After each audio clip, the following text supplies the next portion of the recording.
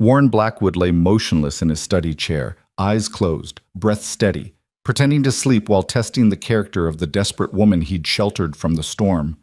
He expected her to rifle through his desk, pocket silver, or sneak food from his kitchen. Instead, what he heard through the darkness made his chest tighten with something he hadn't felt in years.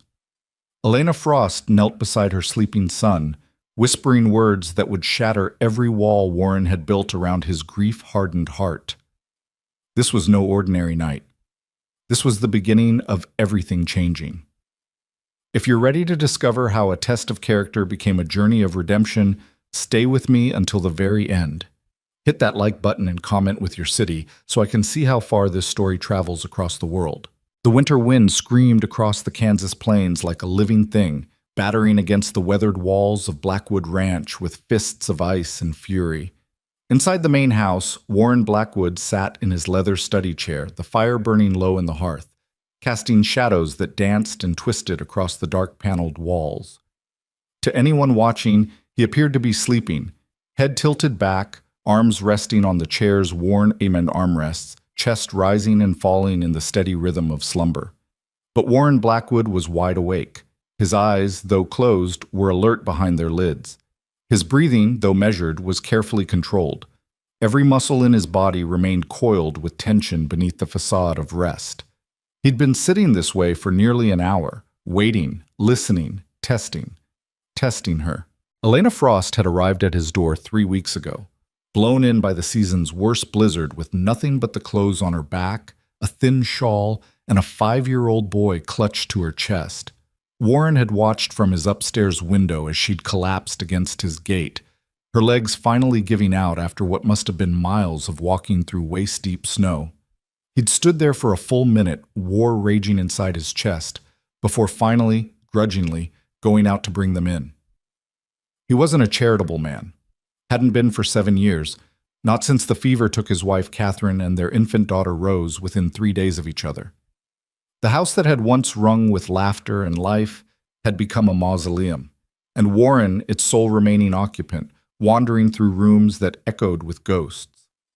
His foreman Jack had urged him to hire help, to bring life back into the empty servants' quarters. The ranch hands whispered that the boss was becoming strange, hollow, a shadow of the man who'd once commanded respect through both strength and fairness. But Warren had refused every suggestion, every offer of companionship. He wanted the emptiness. It matched what lived inside his chest. Then Elena Frost had appeared, and something in her desperation had cracked through his resolve. Maybe it was the boy, small and dark-haired like his Rose might have been. Maybe it was the fact that Elena had asked for nothing, had simply whispered please as she'd fallen unconscious in the snow. Or maybe, Warren thought as he sat in his chair pretending to sleep, maybe he'd taken them in precisely so he could confirm what he already believed about humanity, that people were fundamentally selfish, that given opportunity and desperation, anyone would betray trust. He'd been testing that theory for 3 weeks now. He'd left money on his desk. Nothing obvious. Just a few bills tucked beneath papers where someone cleaning might find them. They'd remained untouched. He'd left the pantry unlocked when he knew Elena was up late. Nothing had gone missing. He'd accidentally mentioned that his wife's jewelry remained in a box in the guest room where Elena slept with her son. The box hadn't been disturbed. Tonight was his final test. He'd announced at dinner that he'd be working late in his study, then he'd come down here, stoked the fire, poured himself a whiskey he hadn't touched, and arranged himself in this chair to wait. The clock on the mantel now read midnight. The household should have been asleep. Warren heard the creak of floorboards on the stairs. His heartbeat quickened, but he kept his breathing steady. Someone was descending from the second floor, trying to be quiet but unable to avoid the groans of the old wood. The footsteps were light, Elena's, not her boy's heavier child's tread. Warren felt something twist in his gut, something that felt uncomfortably like disappointment. So this is it, he thought. This is when she shows her true colors. The study door, which he'd left deliberately ajar, opened wider with a whisper of hinges. Warren had oiled them yesterday, making sure they wouldn't squeak and alert him. Through his closed eyelids, he sensed the change in light as someone entered with a candle.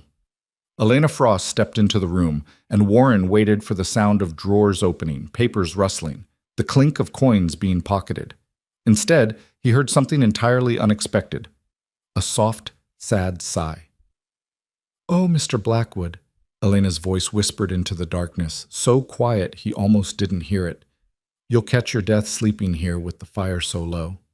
Warren's carefully controlled breathing nearly hitched. He forced himself to remain still as he heard her move across the room. But she didn't go to his desk. She didn't approach the bookshelf where he kept his strong box. Instead, he heard the soft sounds of her tending the fire, the clunk of a log being added, the whisper of the poker stirring the coals to life. Warmth began to bloom across the room, and Warren felt it reach his face like a gentle hand. He heard Elena move again, her footsteps approaching his chair, and every muscle in his body tensed. This was it. This was when she'd search his pockets, or something soft settled over his shoulders. Warren's mind reeled. Elena had draped a blanket over him, the thick wool throw that usually lay across the back of the sofa. She adjusted it carefully, tucking it around his arms with a gentleness that made his throat inexplicably tight. "There," she whispered, more to herself than to him. "At least you'll be warm." But she didn't leave. Warren heard her settle onto the floor near the hearth, heard the rustle of her worn dress as she sat. Then came another sound, one that made his heart clench, small footsteps padding into the room. "Mama?"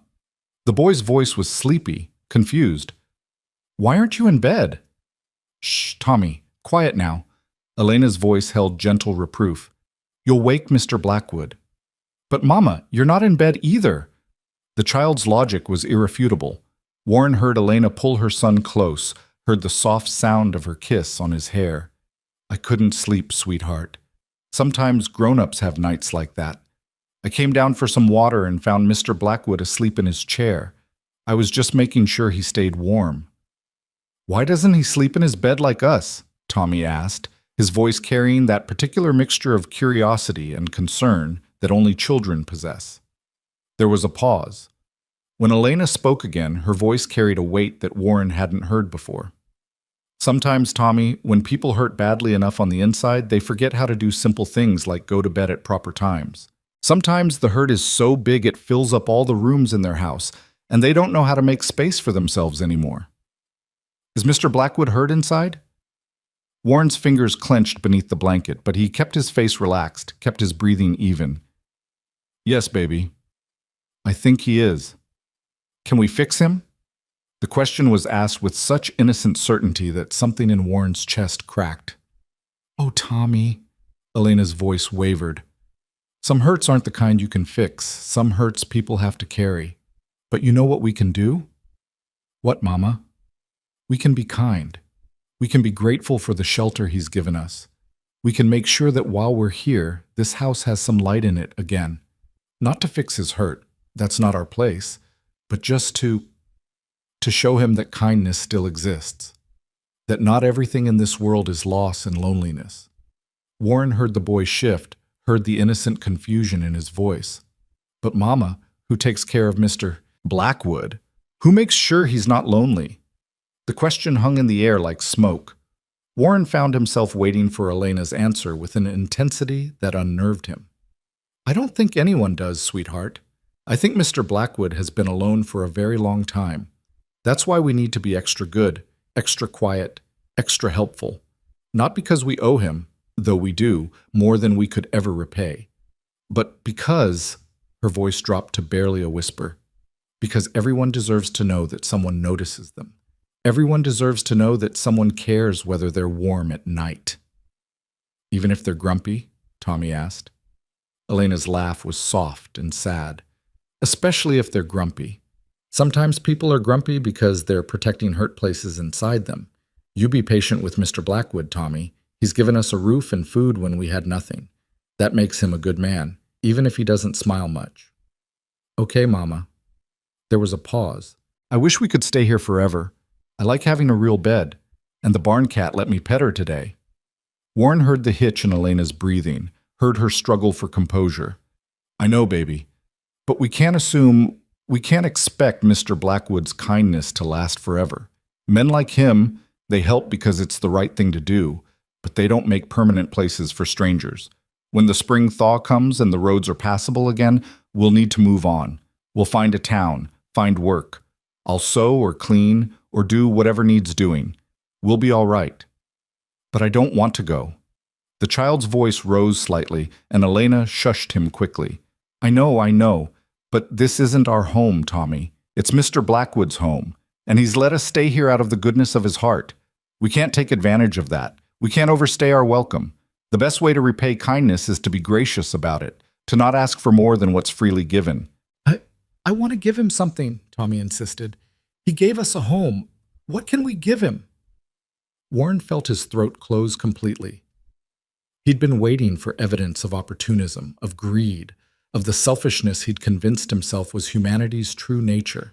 Instead, he was listening to a mother teach her son about dignity, gratitude, and grace in the face of poverty. You already give him something, Elena said softly. Every time you're quiet in the morning so he can sleep. Every time you clean up your toys without being asked. Every time you say thank you, sir, in that polite voice of yours. Those are gifts, Tommy. They might not seem like much, but they're what we have to offer. Is that enough? It has to be, baby. It's all we've got. Warren heard them settle into comfortable silence, heard the crackle of the fire he'd let die down to embers, felt the warmth of the blanket Elena had placed over him. He lay there, frozen, his chest collapsing around him like a house of cards. She wasn't here to steal. She was here to give, to offer the only thing she possessed, simple human kindness to a man she rightly identified as broken. Mama? Tommy's voice was growing sleepier. Do you think Mr. Blackwood dreams about the people he lost? Warren's heart stopped. What makes you ask that, sweetheart? Elena's voice was very gentle. Because sometimes at night I hear him walking in the hallway. And once I heard him talking to someone, but when I peeked out, he was alone. He was standing by that door at the end of the hall, the one that's always closed. And he sounded so sad, Mama. He sounded like he was crying. Warren's eyes burned behind his closed lids. The boy had heard him that night 2 weeks ago when he'd had too much whiskey and had stood outside the nursery, Catherine and Rose's room, talking to ghosts. Elena was quiet for a long moment. Then we must be extra kind, Tommy, because a hurt that big, a loss that deep, that's not something that goes away. That's something a person carries every day for the rest of their life. And if our being here can make even one day a little less heavy for him, then that's a worthy thing. I'll be extra good, Tommy promised, his voice fading toward sleep. I'll be so good he won't even know I'm here. Oh, baby, Elena's voice broke slightly. You're already so good. You're the best thing I've ever done in this whole world. Warren heard her rise, heard her lift her sleeping son. She moved toward the study door, pausing just before she left. He felt her eyes on him, felt the weight of her attention. Thank you, she whispered into the darkness. So softly, he knew she believed he couldn't hear. Thank you for the shelter, for the food, for the kindness you pretend you don't possess. I know you think you're a hard man, Mr. Blackwood, but hard men don't take in desperate widows and their children. Hard men let people freeze in the snow. Whatever you think you are, whatever you've convinced yourself you've become, there's still goodness in you. I see it, even if you can't. Then she was gone, her footsteps fading up the stairs with her sleeping child.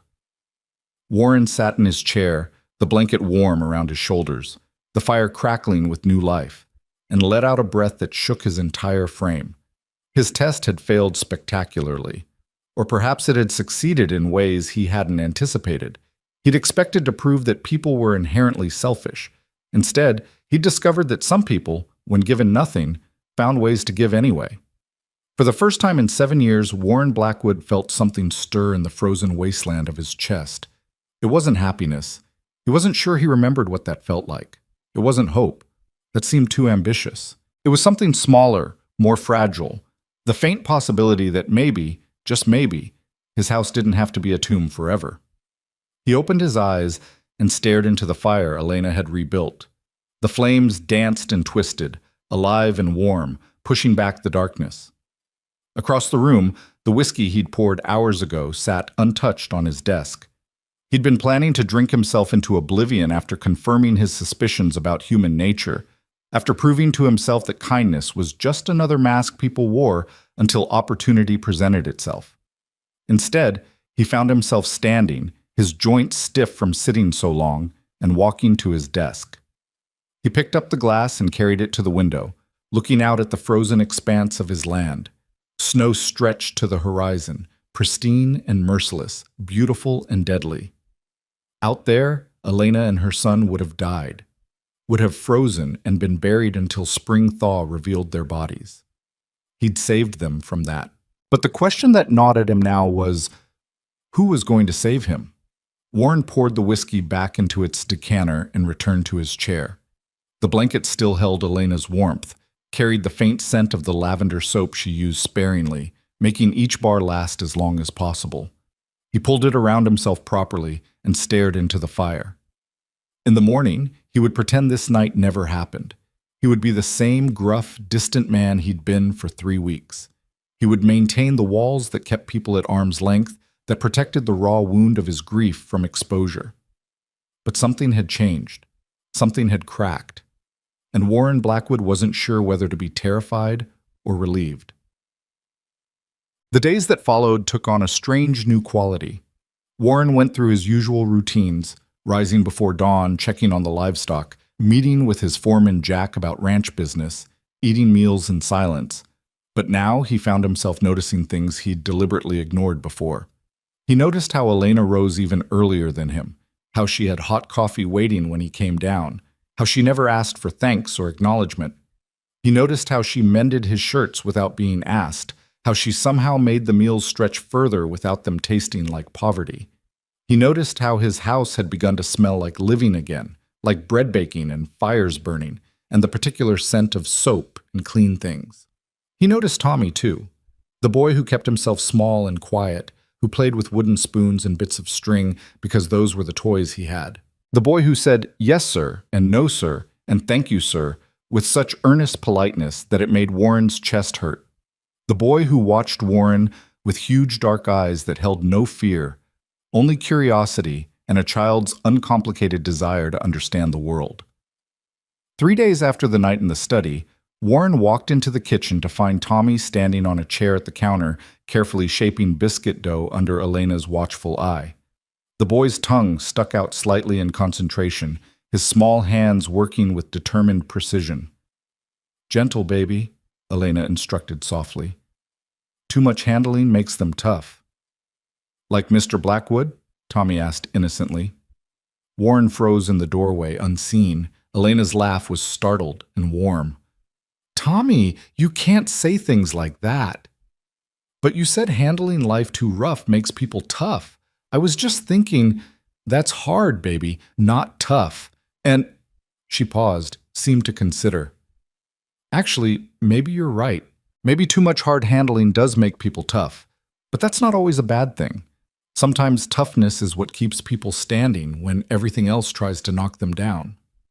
"Is that why Mr. Blackwood doesn't fall down even though he's sad?" Elena's hands stilled on the biscuit dough.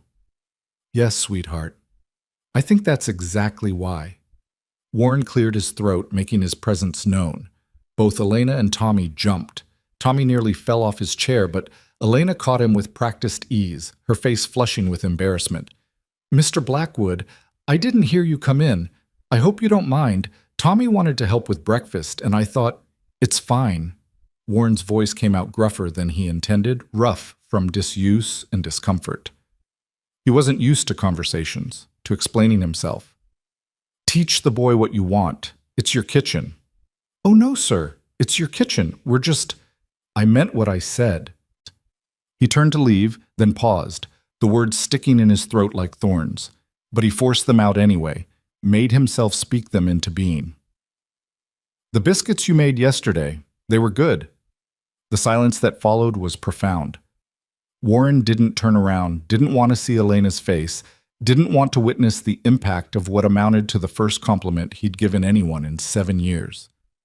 He heard her breath catch, heard the soft surprise in her voice when she finally spoke. "Thank you, Mr. Blackwood. Thank you." He left before the moment could stretch into something more complicated, but he heard Tommy's excited whisper behind him. "Mama, he liked them. Mr. Blackwood liked your biscuits." And Elena's response, warm with pleasure and surprise. He did, didn't he? Well then, I guess we'll have to make sure they're extra good from now on. Warren walked out into the frozen morning, breath clouding in the bitter air, and felt that crack in his chest widen just slightly. It hurt, that widening. It hurt like thawing frostbite, like blood returning to numb limbs. But he didn't stop it. That night, Warren stayed in his study again, this time genuinely working on the ranch accounts. He heard the house settle around him, heard the creak of footsteps on the floor above, heard the low murmur of Elena reading to Tommy before bed. He forced himself to focus on the numbers in front of him, columns of expenses and income that needed balancing. Around midnight, he set down his pen and allowed himself to acknowledge what he'd been waiting for. The soft sound of someone descending the stairs. This time, he didn't pretend to sleep. When Elena entered the study, moving quietly toward the dying fire, he spoke. "You don't need to do that." Elena spun around, hand pressed to her chest, eyes wide in the candlelight. "Mr. Blackwood, I thought you'd gone up hours ago. I didn't mean to disturb." "You didn't disturb anything." Warren set his pen down carefully, not looking at her. "But you don't need to come down here every night. I'm capable of tending my own fire." In the silence that followed, Warren heard Elena's breathing change. When she spoke, her voice was very quiet. "How long have you known? That you've been coming down here?" "Since the first night." More silence. Then, "I see. I apologize, Mr. Blackwood. It was presumptuous of me. It won't happen again." She turned to leave, and Warren found himself speaking before he consciously decided to. "I didn't say I wanted you to stop." Elena paused, her back to him. Warren stared at his ledgers, at the numbers that suddenly seemed meaningless, and forced himself to continue. "The house is warmer in the mornings because of it. That's practical. Efficient use of firewood." It was a lie, and they both knew it. The warmth had nothing to do with efficiency and everything to do with the fact that someone cared whether he froze in his chair. But Warren couldn't say that out loud, couldn't crack himself open that far. So he hid behind practicality, behind the language of ranch management and resource allocation. Elena turned slowly. In the dim light, her face was hard to read, but her voice was soft when she spoke. "Then I'll continue to be practical and efficient, Mr. Blackwood, if that's all right with you." "It is." She moved to the fire, added wood with the practiced ease of someone who'd been managing on her own for a long time. Warren watched her hands, work-roughened and capable, and wondered what her story was. He'd never asked. In 3 weeks, he'd never once inquired about where she'd come from, what had led her to his door, what had happened to her husband. "Your husband," he heard himself say, the words escaping before he could stop them. "How long has he been gone?" Elena's hands stilled on the poker. 2 years this January. Influenza took him in the space of a week." "I'm sorry." The words felt foreign in his mouth, rusty from disuse. "Thank you." She set the poker down, straightened. "We had 6 good years together. I try to be grateful for that instead of bitter about what was taken. Doesn't always work, but I try." Warren found himself speaking into the fire, telling truths he'd never voiced aloud. "My wife and daughter, 7 years ago, fever." His throat closed around the rest of it, the helplessness, the rage. The way Rose had reached for him with tiny hands one moment and gone still the next. The way Catherine had followed their daughter 3 days later, whispering, "Take care of her," with her last breath, even though Rose was already gone. "I know," Elena said softly. Warren's head snapped up. "What?"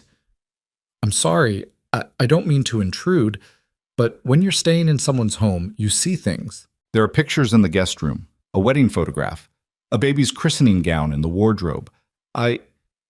She paused, seemed to choose her words carefully. "I know the particular silence of a house where people are missing. My home sounds the same way without my husband's voice in it."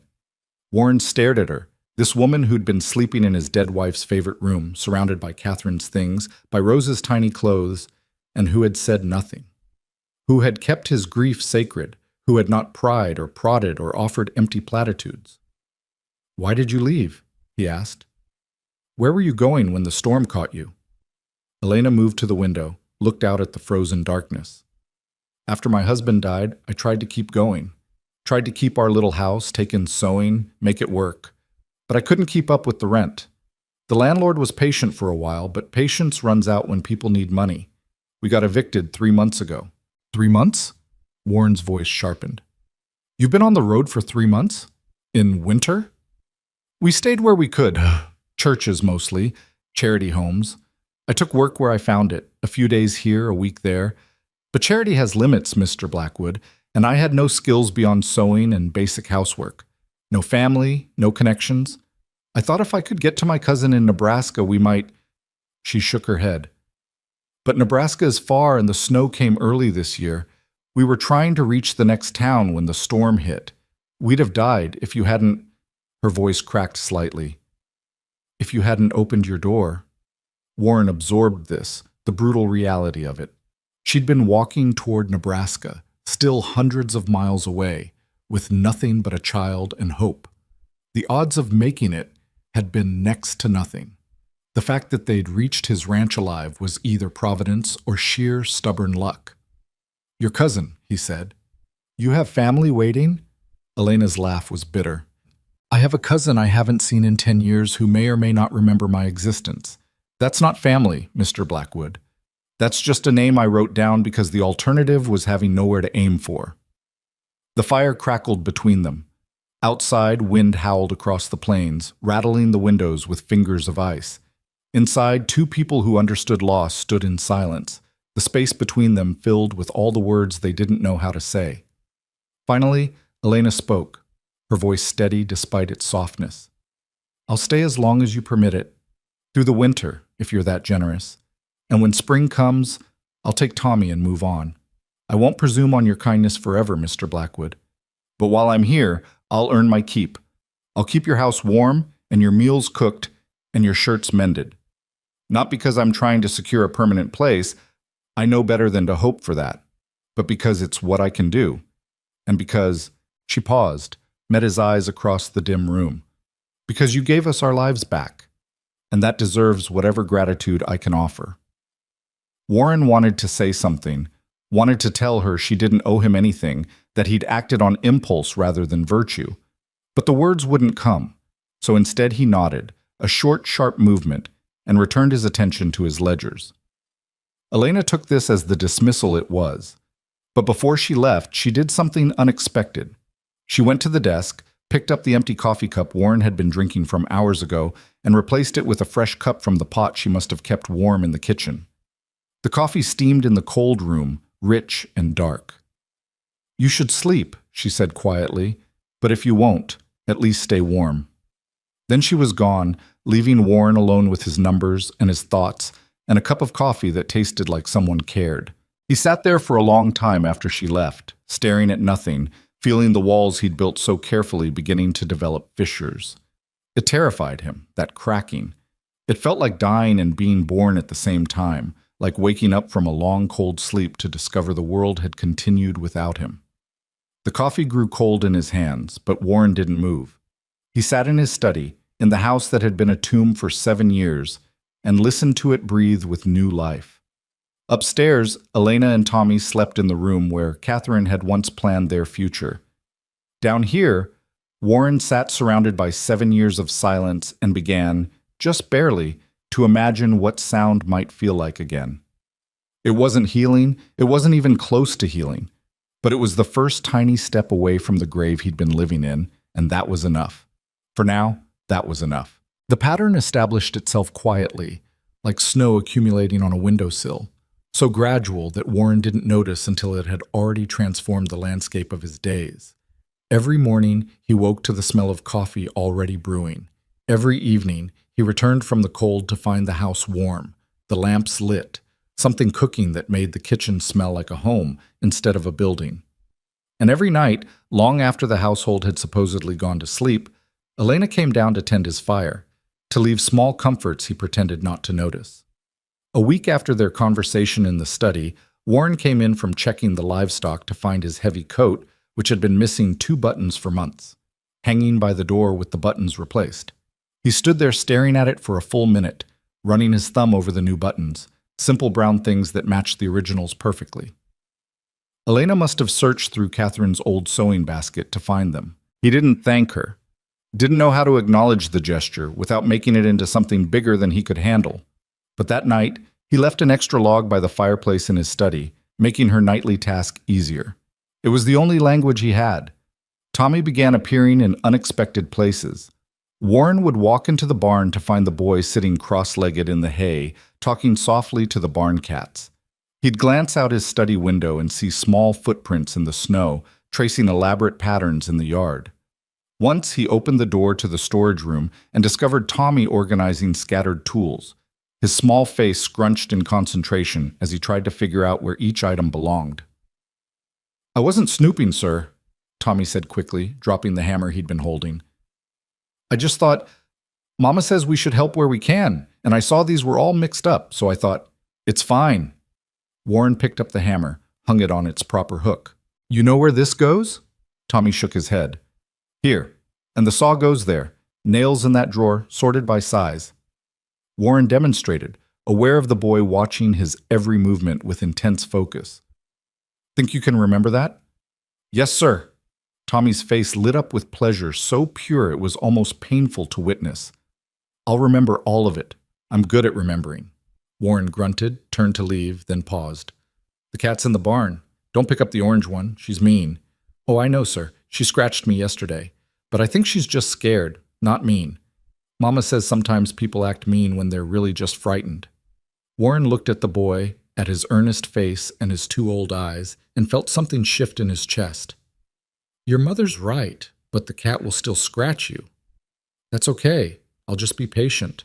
Mama says patience is how you teach scared things that they're safe." The words hung in the cold air of the storage room.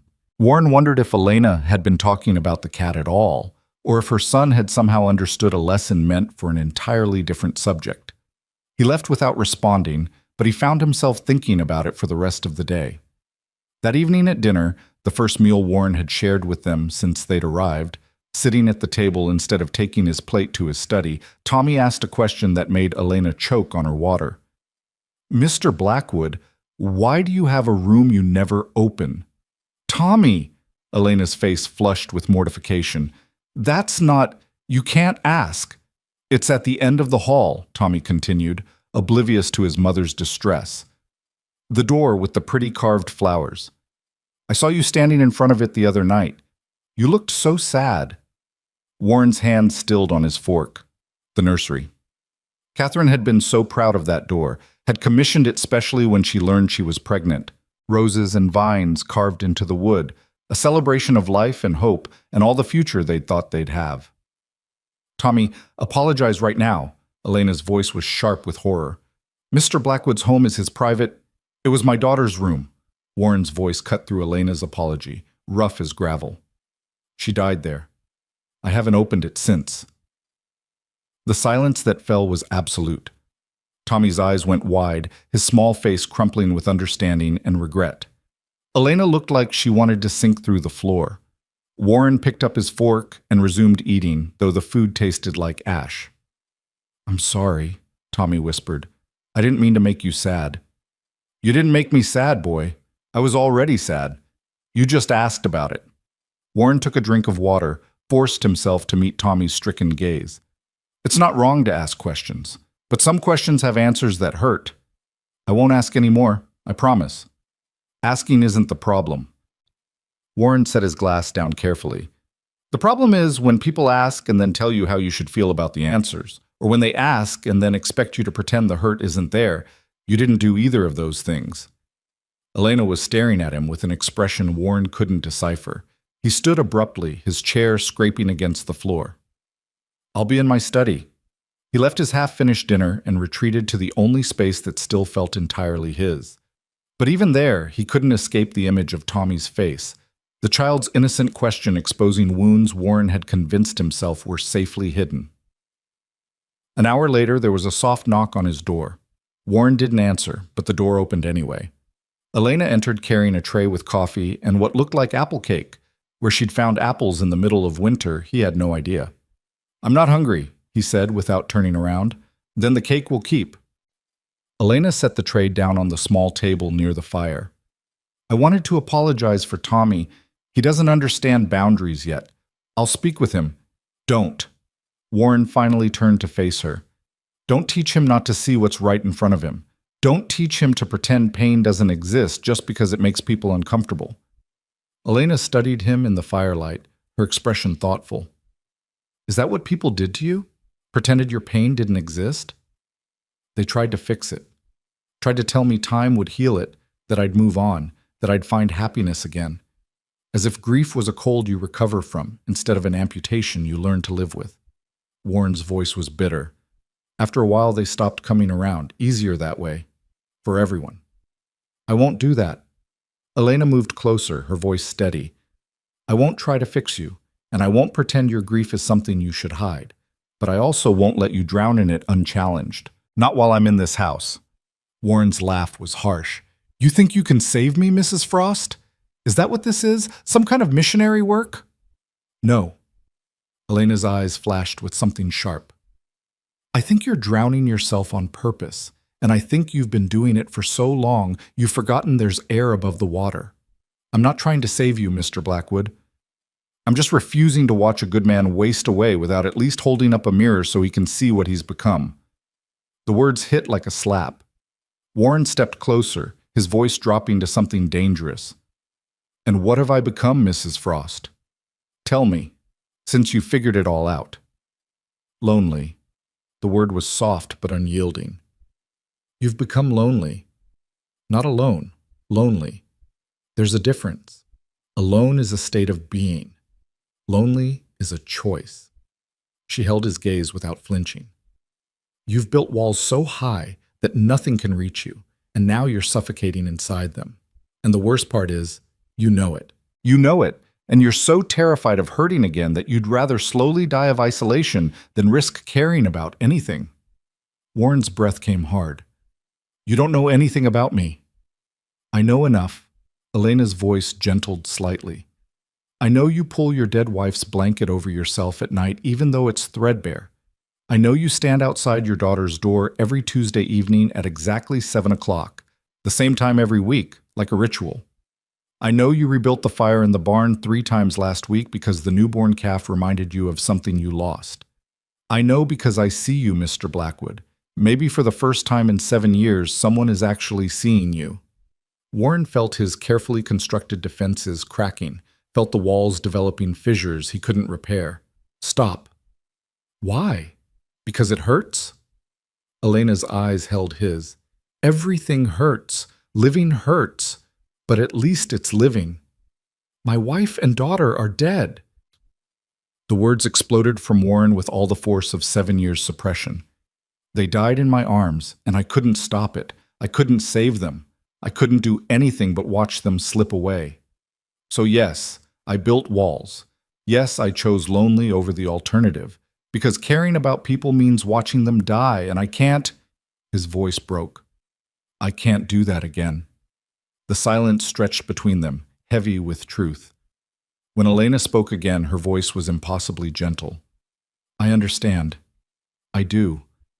When my husband died, I wanted to die too. The only thing that stopped me was Tommy needing his mother. But I understand that impulse to just stop, to refuse to engage with a world that takes everything you love. Then why are you pushing me? Warren's voice was raw. Because you saved my life. Elena stepped closer, her eyes bright in the firelight. You saved my son's life. And now I'm watching you waste yours, and I can't— Her voice caught. I can't just stand by and watch that happen. Not when there's still so much life left in you, buried under all that grief. Warren turned away, his hands clenching into fists. You should go. I will. But first, eat the cake. It's from Catherine's recipe book. I found it in the kitchen drawer. I hope that's all right. I thought— She paused. I thought maybe you'd want to taste something she made. Something that carried her love forward. Warren's throat closed completely.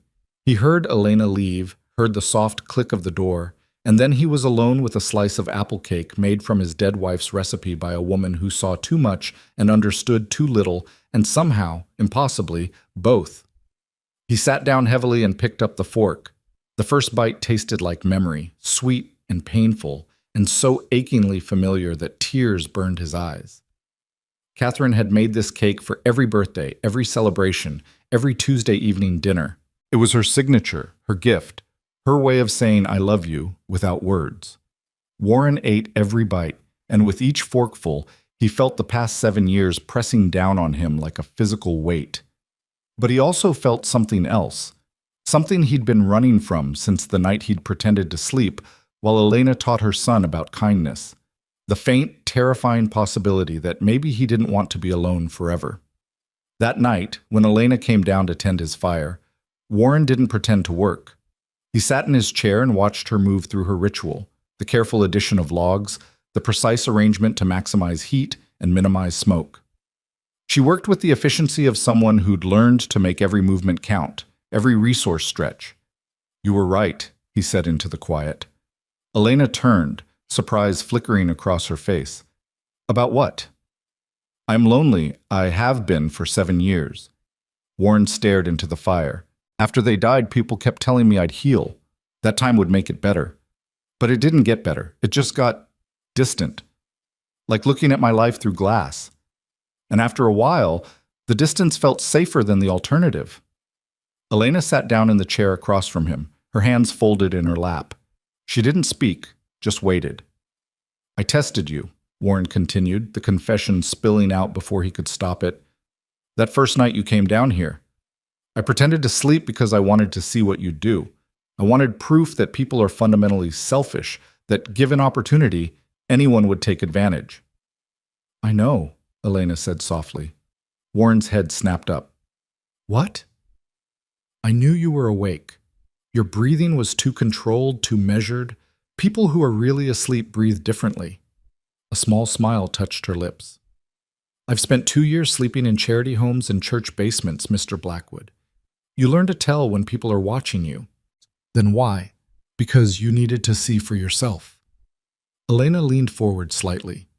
"You needed proof that not everyone would betray your trust. And I needed you to know that I was here for the right reasons. So I let you watch. I let you test. And I hope that maybe, eventually, you'd let yourself believe that kindness can be real." Warren absorbed this, the quiet manipulation of it, the gentle way she'd outmaneuvered his cynicism. "You're either very wise or very manipulative. Can I be both?" The smile in her voice was audible. Despite everything, Warren felt his mouth twitch. Not quite a smile. He wasn't capable of that yet, but something close. "Thank you for the cake." "You're welcome. I'll make it again next Tuesday, if that's all right." Tuesday, 7 o'clock. The time Catherine had always served dinner, the time Warren now spent standing outside the nursery, talking to ghosts. Elena knew this, had figured it out, and was offering to fill that hollow space with something living. That would be... Warren struggled for words. "Acceptable." "Acceptable," Elena repeated, amusement threading through her voice. "High praise indeed." They sat in comfortable silence, the fire crackling between them. Outside, wind howled across the plains, but inside, the house held steady against the cold. Warren found himself studying Elena in the firelight, the way exhaustion shadowed her eyes, the way her shoulders carried tension even in rest, the way her hands bore the marks of too much hard work and too little care. "You're tired," he observed. "I'm always tired. It's the natural state of motherhood." But she said it without complaint, stated it as simple fact. "When do you sleep?" Elena's laugh was soft and slightly bitter. "When Tommy sleeps, which means whenever he wakes, I wake. It's been that way since he was born. You learn to function on fragments of rest." Warren remembered Catherine saying something similar when Rose was an infant, remembered the deep exhaustion in her eyes even as she smiled down at their daughter. The memory was sharp enough to cut. "You should go to bed," he said gruffly. "I don't need watching." "I know you don't need it." Elena stood, smoothed her worn dress. "But maybe I need to do it anyway. Maybe making sure you're warm helps me sleep better." She left before Warren could respond to that, left him alone with the implications. He sat in his chair for a long time after she'd gone, turning over her words like stones, examining them from every angle. Maybe she needed to care for him. Maybe, in the same way that he needed isolation to survive his grief, she needed purpose to survive hers. Maybe they were both just broken people trying to find ways to keep breathing, and maybe, just maybe, they'd accidentally found a rhythm that worked for both of them. It was a dangerous thought. It implied connection, implied need, implied all the things Warren had sworn off when he'd buried his family. But it was also, he realized with uncomfortable clarity, the truth. The next morning, Warren made a decision that surprised even himself.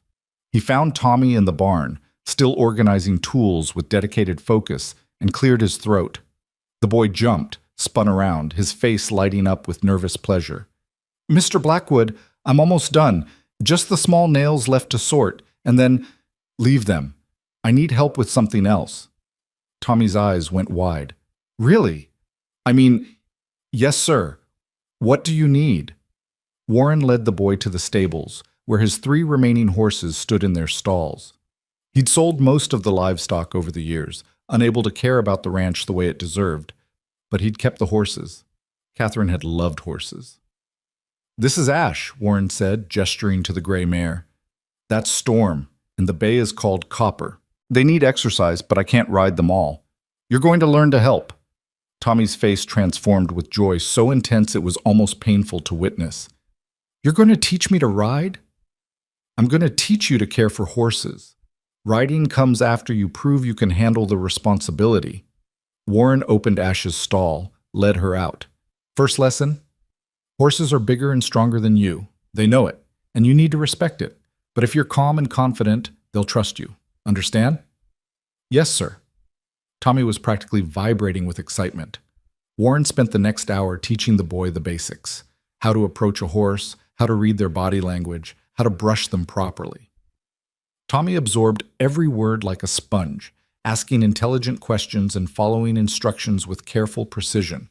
The boy had his mother's attention to detail, her careful way of handling fragile things. They were finishing up when Elena appeared in the barn doorway, her face creased with worry. "Tommy, I've been looking everywhere." She stopped, took in the scene. "What's happening?" "Mama, Mr. Blackwood is teaching me about horses." Tommy was brushing Ash's flank with careful strokes, his tongue stuck out in concentration. "Did you know they can tell if you're scared? And that you have to brush them in the direction of their hair, not against it? And—" "I'm putting the boy to work," Warren interrupted, uncomfortable with Elena's scrutinizing gaze. "He's been underfoot. Might as well make himself useful." Elena's expression said she didn't believe his gruff explanation for a second, but she played along. "I see. That's very generous of you, Mr. Blackwood. Tommy, are you behaving yourself?" "Yes, Mama, I'm being so good. Watch." Tommy demonstrated his brushing technique with such earnest pride that even Warren felt something warm flicker in his chest. "Very impressive." Elena's eyes met Warren's over Tommy's head. "Thank you," she mouthed silently.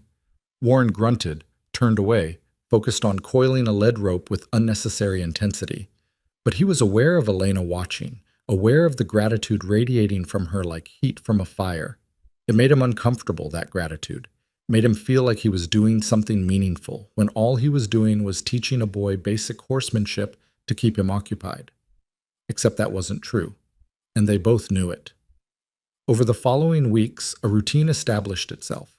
Tommy spent his mornings helping Warren with ranch work, feeding livestock, organizing tools, learning the 1,000 small tasks that kept a property functioning.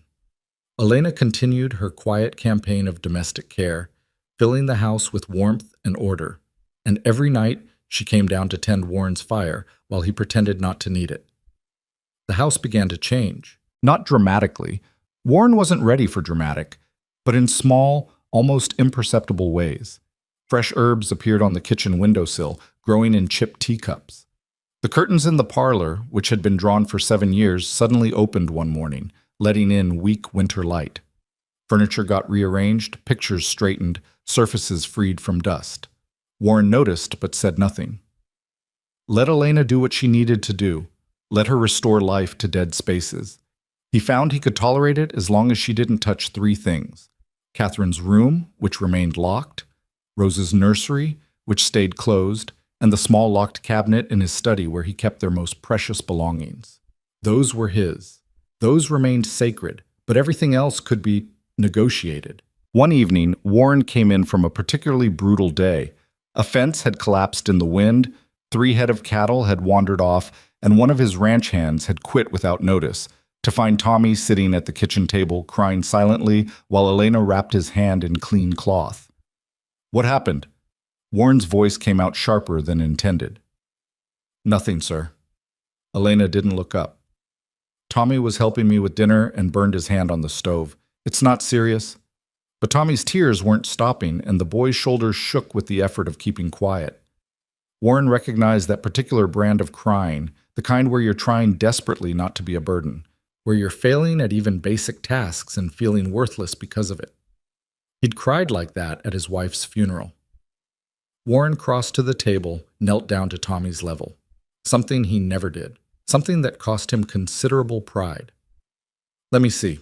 Say, Tommy extended his bandaged hand with obvious reluctance. Warren unwrapped it carefully, examined the burn. Not serious, as Elena had said, but painful enough. The boy's palm was red and blistered where he'd grabbed a hot pan handle. "Hurts?" Warren asked. Tommy nodded, still crying. "Good. Pain means you'll remember not to grab hot metal. That's how you learn." Warren's voice was gruff but not unkind. He rewrapped the hand with careful precision. "My father taught me blacksmithing when I was about your age. First week, I burned myself so many times I couldn't use my hands for days. You know what he told me?" Tommy shook his head. He said, "Wah, boy, every scar is a lesson you won't forget. Either you learn from the pain or you're a fool." "You going to be a fool, Tommy?" "No, sir." The boy's tears were slowing. "Then stop crying and start learning. You made a mistake. The burn will remind you not to make it again. That's all." Warren stood, his knees protesting the movement. "Now wash your face and set the table with your good hand. Your mother's been cooking, and the least you can do is help serve it." Tommy scrambled to obey, his tears forgotten in the face of having a task to complete. Elena watched Warren with an expression he couldn't quite name, something between gratitude and wonder, and a softness that made him deeply uncomfortable. "That was—" She paused. "Thank you.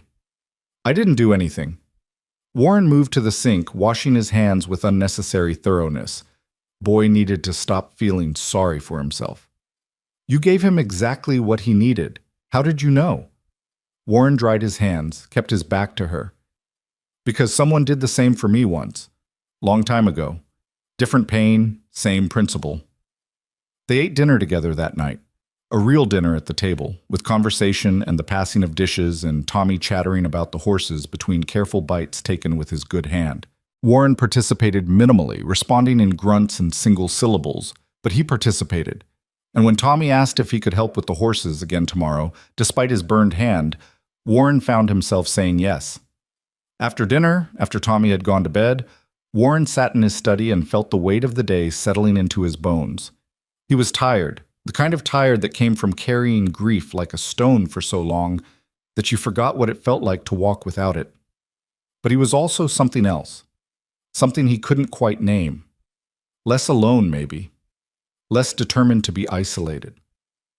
Elena came down at her usual time, added wood to his fire with practiced efficiency. But instead of leaving immediately, she settled into the chair across from him, the chair that had become hers over the past weeks without either of them acknowledging it. "He loves you," she said quietly. Warren's head jerked up. "What?" "Tommy. He's been talking about you constantly. Mr. Blackwood this, Mr. Blackwood that. He asked me tonight if he could call you Uncle Warren." Elena's smile was soft. "I told him that was too familiar, that he needed to keep calling you sir." "But?"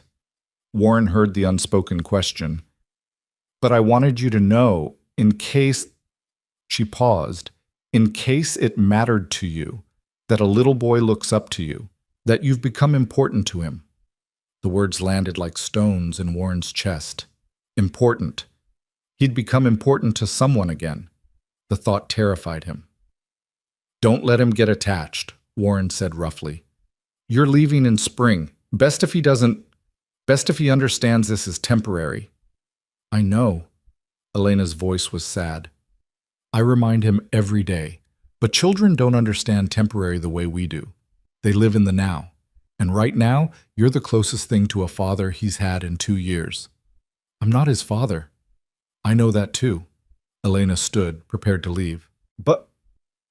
But, try telling a 5-year-old boy that the man teaching him about horses, the man who bandaged his burn and made him feel brave instead of stupid, the man who's shown him more patient attention in a month than most people show in a lifetime.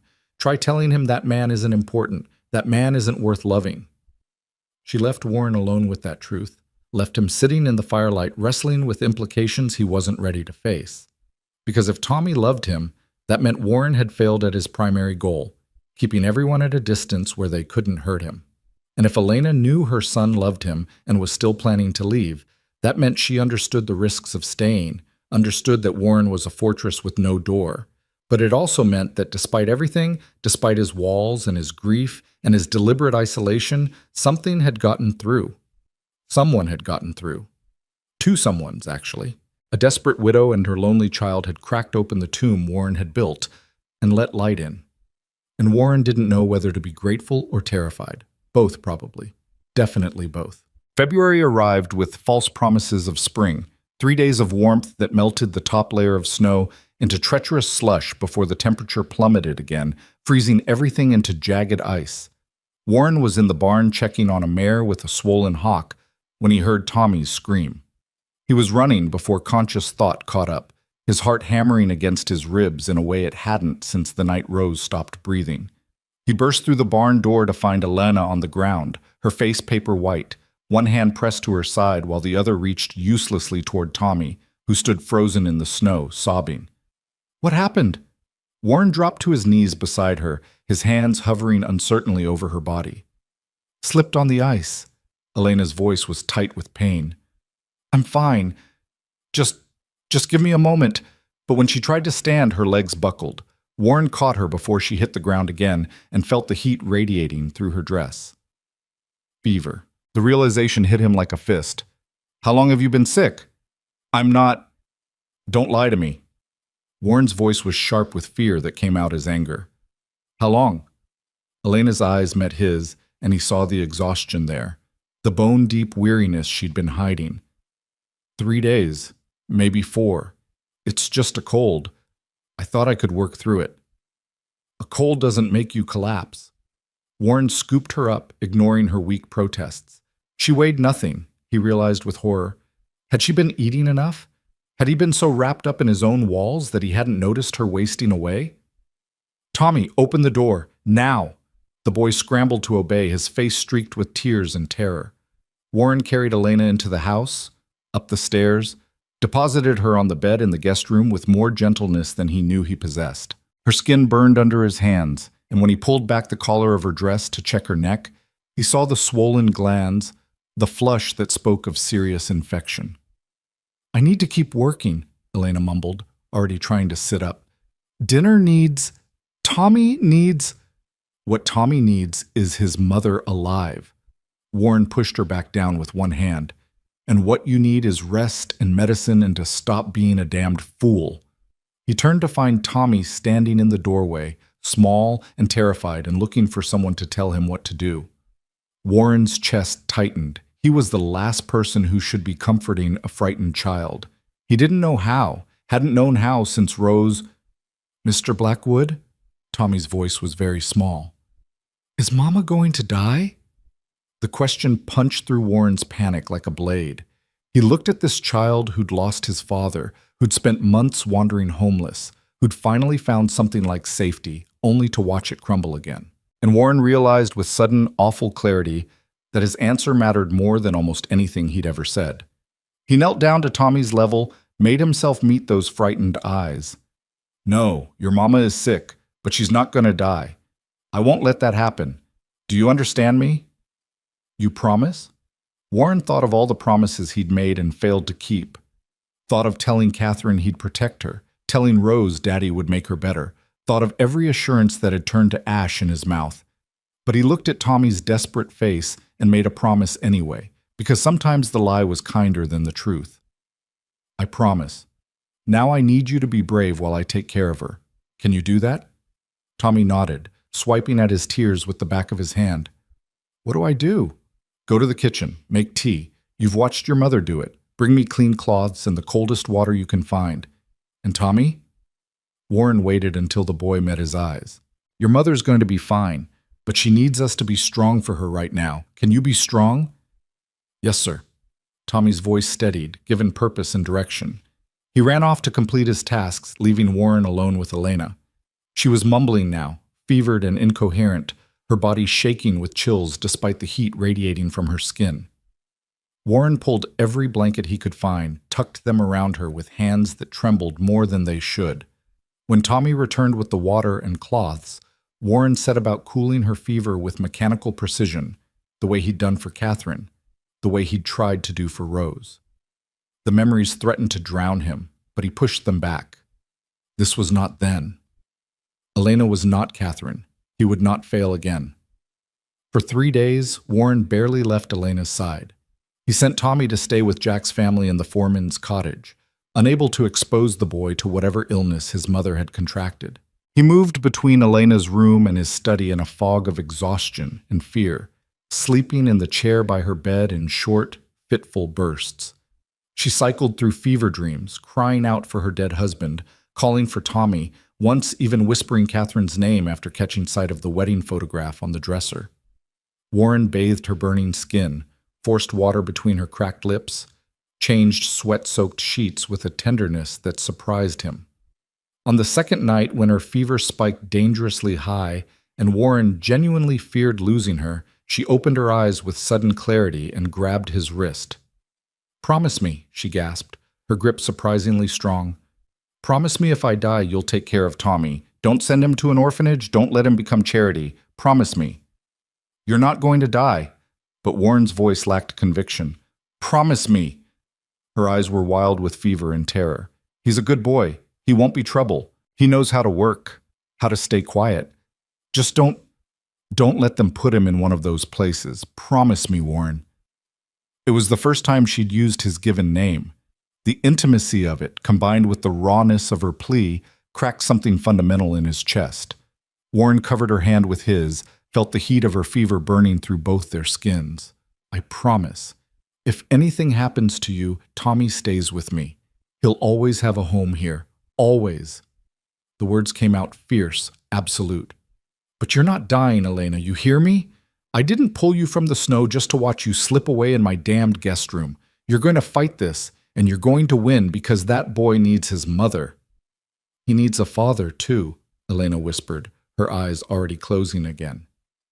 "Needs someone who sees him. Someone who—" She drifted back into fever dreams, but her words echoed in Warren's head for hours afterward. Tommy needed a father. And Warren who'd buried his own child, who'd sworn never to care about anyone again, had somehow become the closest thing to that the boy had. The realization should have terrified him. Instead, it settled into his chest with the weight of truth. On the morning of the 4th day, Elena's fever finally broke. Warren woke in his chair to find her watching him with clear, exhausted eyes. Relief hit him so hard he had to grip the armrest to stay upright.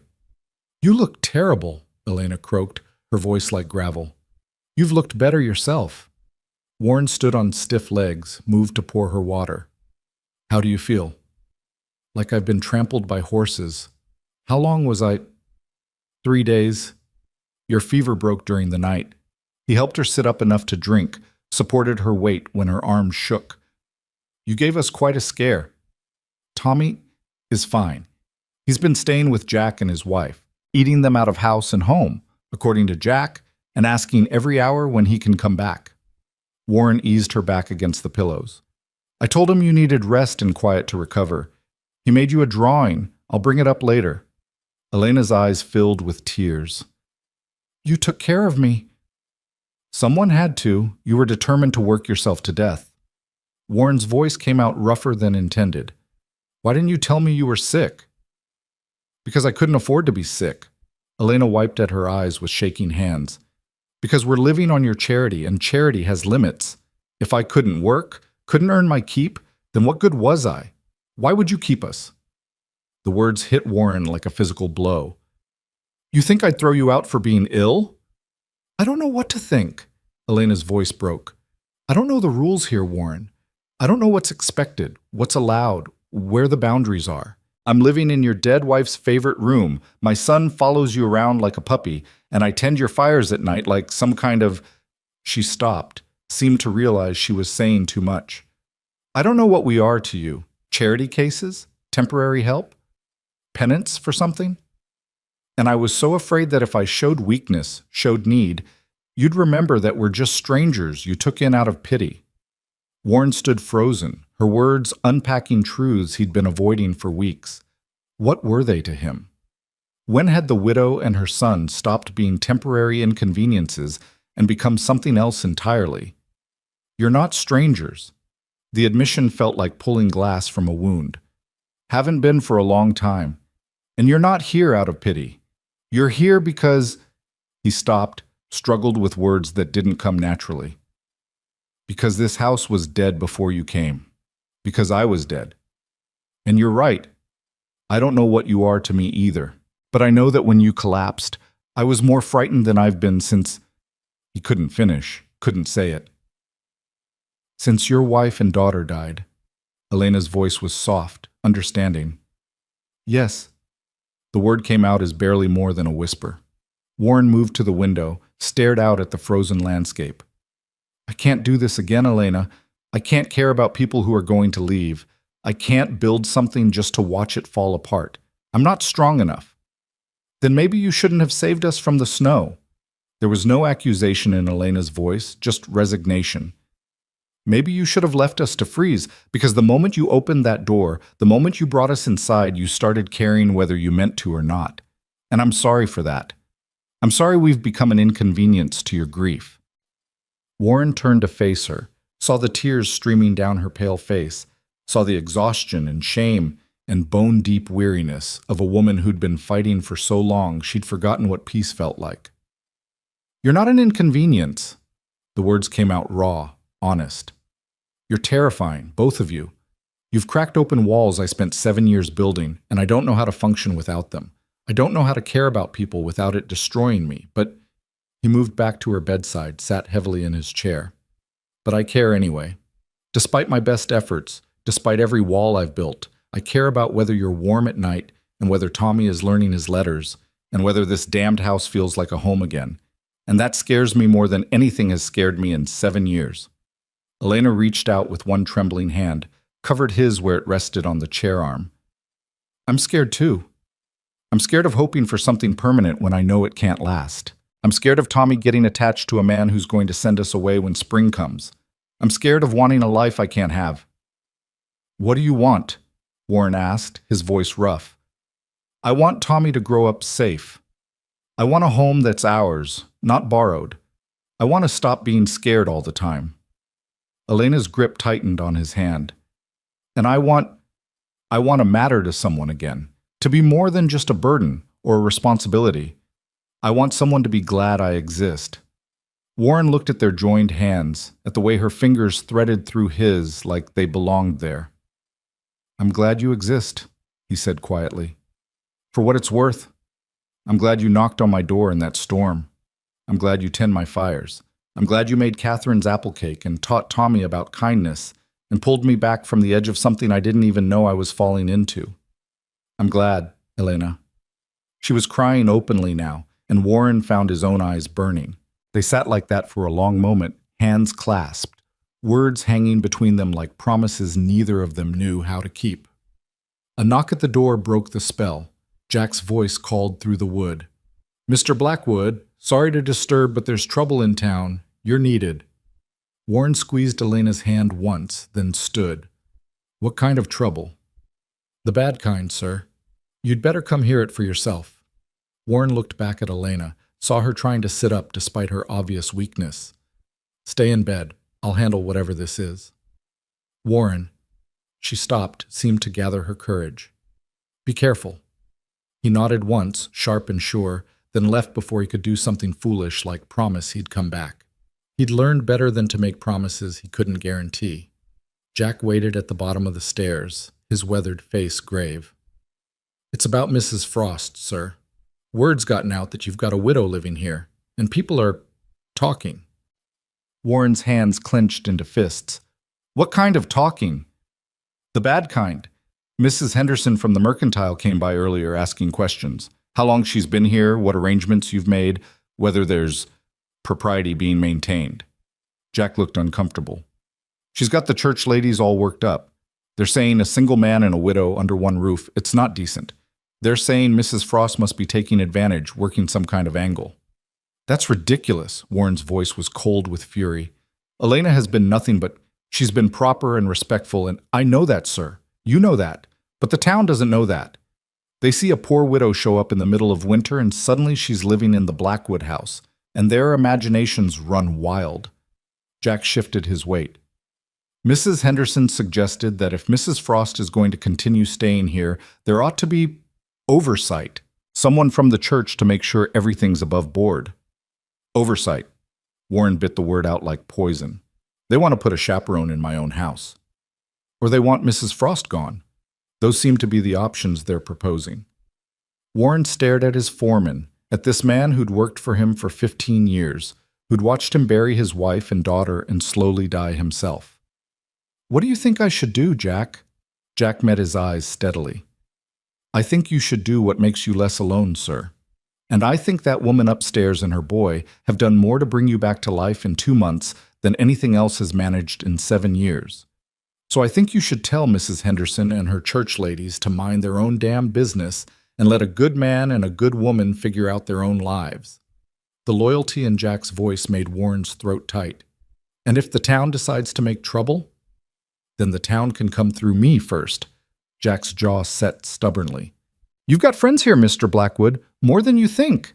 Not everyone in this county is a busybody with nothing better to do than spread gossip. Warren nodded slowly, but his mind was racing.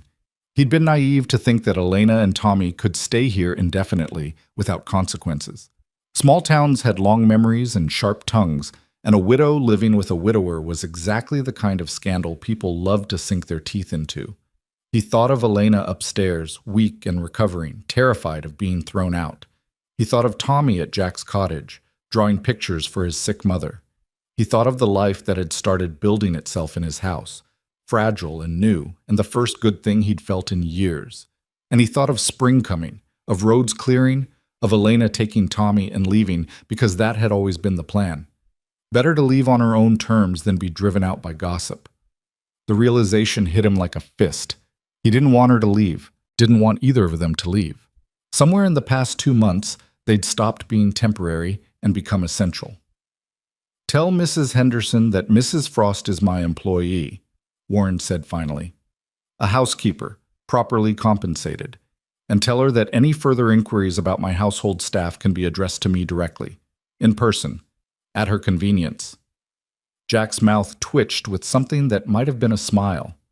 That should shut her up. Mrs. Henderson's afraid of you. Good. She should be. Warren turned toward his study, then paused. And Jack, thank you for what you said. Just the truth, sir. That's all. After Jack left, Warren stood in his study and stared at the ledgers on his desk without seeing them. A housekeeper. An employee. It was a lie, but it was the kind of lie that protected them both. It gave Elena legitimacy, gave her position in his household a name that the town could accept, but it also locked them into roles that felt wrong. Because Elena wasn't his employee, she was, what? His friend? His companion? The woman who'd cracked open his frozen heart and made him feel human again? Warren sat down heavily, dropped his head into his hands. The past 2 months had been an exercise in self-deception. He told himself Elena and Tommy were temporary. He told himself he was being charitable, practical, that housing them through the winter was just basic human decency. He told himself he wasn't getting attached, wasn't caring, wasn't building something that would destroy him when it ended. All lies. Comfortable lies that had let him pretend he was in control. But control had slipped through his fingers weeks ago, probably that very first night when he'd pretended to sleep and heard Elena teaching her son about kindness to wounded men. He'd been falling since then, a slow descent into caring that he'd been too stubborn to acknowledge. And now the town was forcing his hand. Now he had to make decisions, take positions, Commit to something beyond the careful neutrality he'd been hiding behind. Warren pulled out a piece of paper and began writing. If Elena was going to be his employee, she'd have a proper contract. Room and board, a salary, defined duties. Something legal that would shut the gossips up and give her security beyond his uncertain charity. But as he wrote, he realized he was building a cage as much as a protection, because an employee left when the job was done. An employee didn't stay because they wanted to, but because they were paid to. And what Warren wanted, what he'd barely admitted to himself he wanted, was for Elena and Tommy to stay because they chose to, not because economics demanded it. He was still wrestling with the contract when he heard a sound from upstairs, a thud, followed by a cry. Warren was moving before thought caught up, taking the stairs two at a time. He found Elena on the floor beside her bed, her face white with pain and shame. "I'm sorry. I just needed to... I thought I could..." "You thought you could what? Walk?"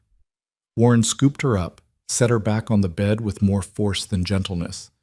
"You're recovering from a serious fever. You need to stay in bed." "I needed the washroom. I didn't want to..." Elena's face flushed. "I didn't want to bother you." "So you'd rather fall and crack your skull open?" Warren pulled the blankets over her with sharp, angry movements. But the anger was fear wearing a different mask, and they both knew it. "You scared me half to death, again." "I'm sorry." Elena's voice was small. "I just didn't want to be more trouble than I already am." Warren sat on the edge of the bed, suddenly exhausted. "You heard then, about the town talking."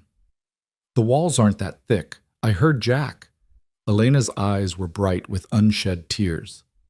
"You should have let me die in the snow. Would have been simpler." "Don't say that."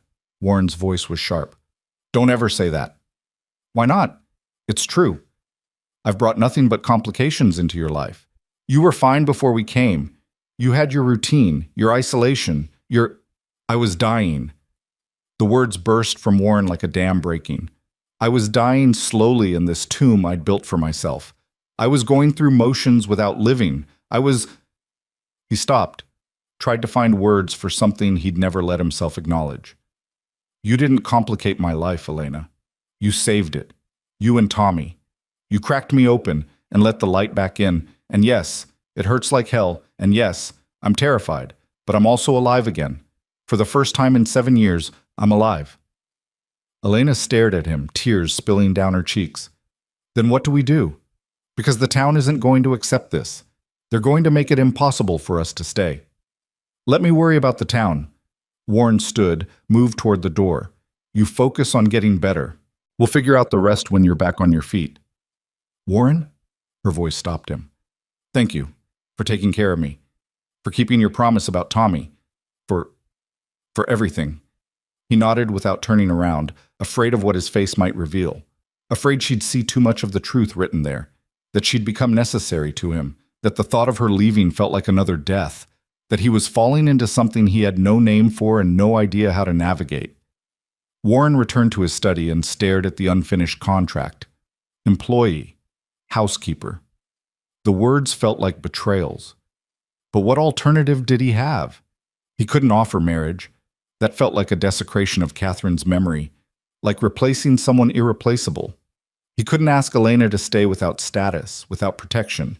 The town would eat her alive, and he couldn't let her leave, couldn't watch her and Tommy walk away into an uncertain future when he had the means to keep them safe. He was trapped between impossible choices, each one guaranteed to hurt someone. And Warren Blackwood, who'd spent 7 years avoiding exactly this kind of pain, discovered that caring about people meant accepting that sometimes there were no good options. Sometimes you just had to choose which wound you could live with. He picked up his pen and kept writing, building a structure of employment and duty that felt like a lie but might be the only truth they could afford. The contract sat on Warren's desk for 3 days, unsigned. Every time he picked up the pen to finalize it, something stopped him. Some unnamed resistance that made his hand freeze over the paper.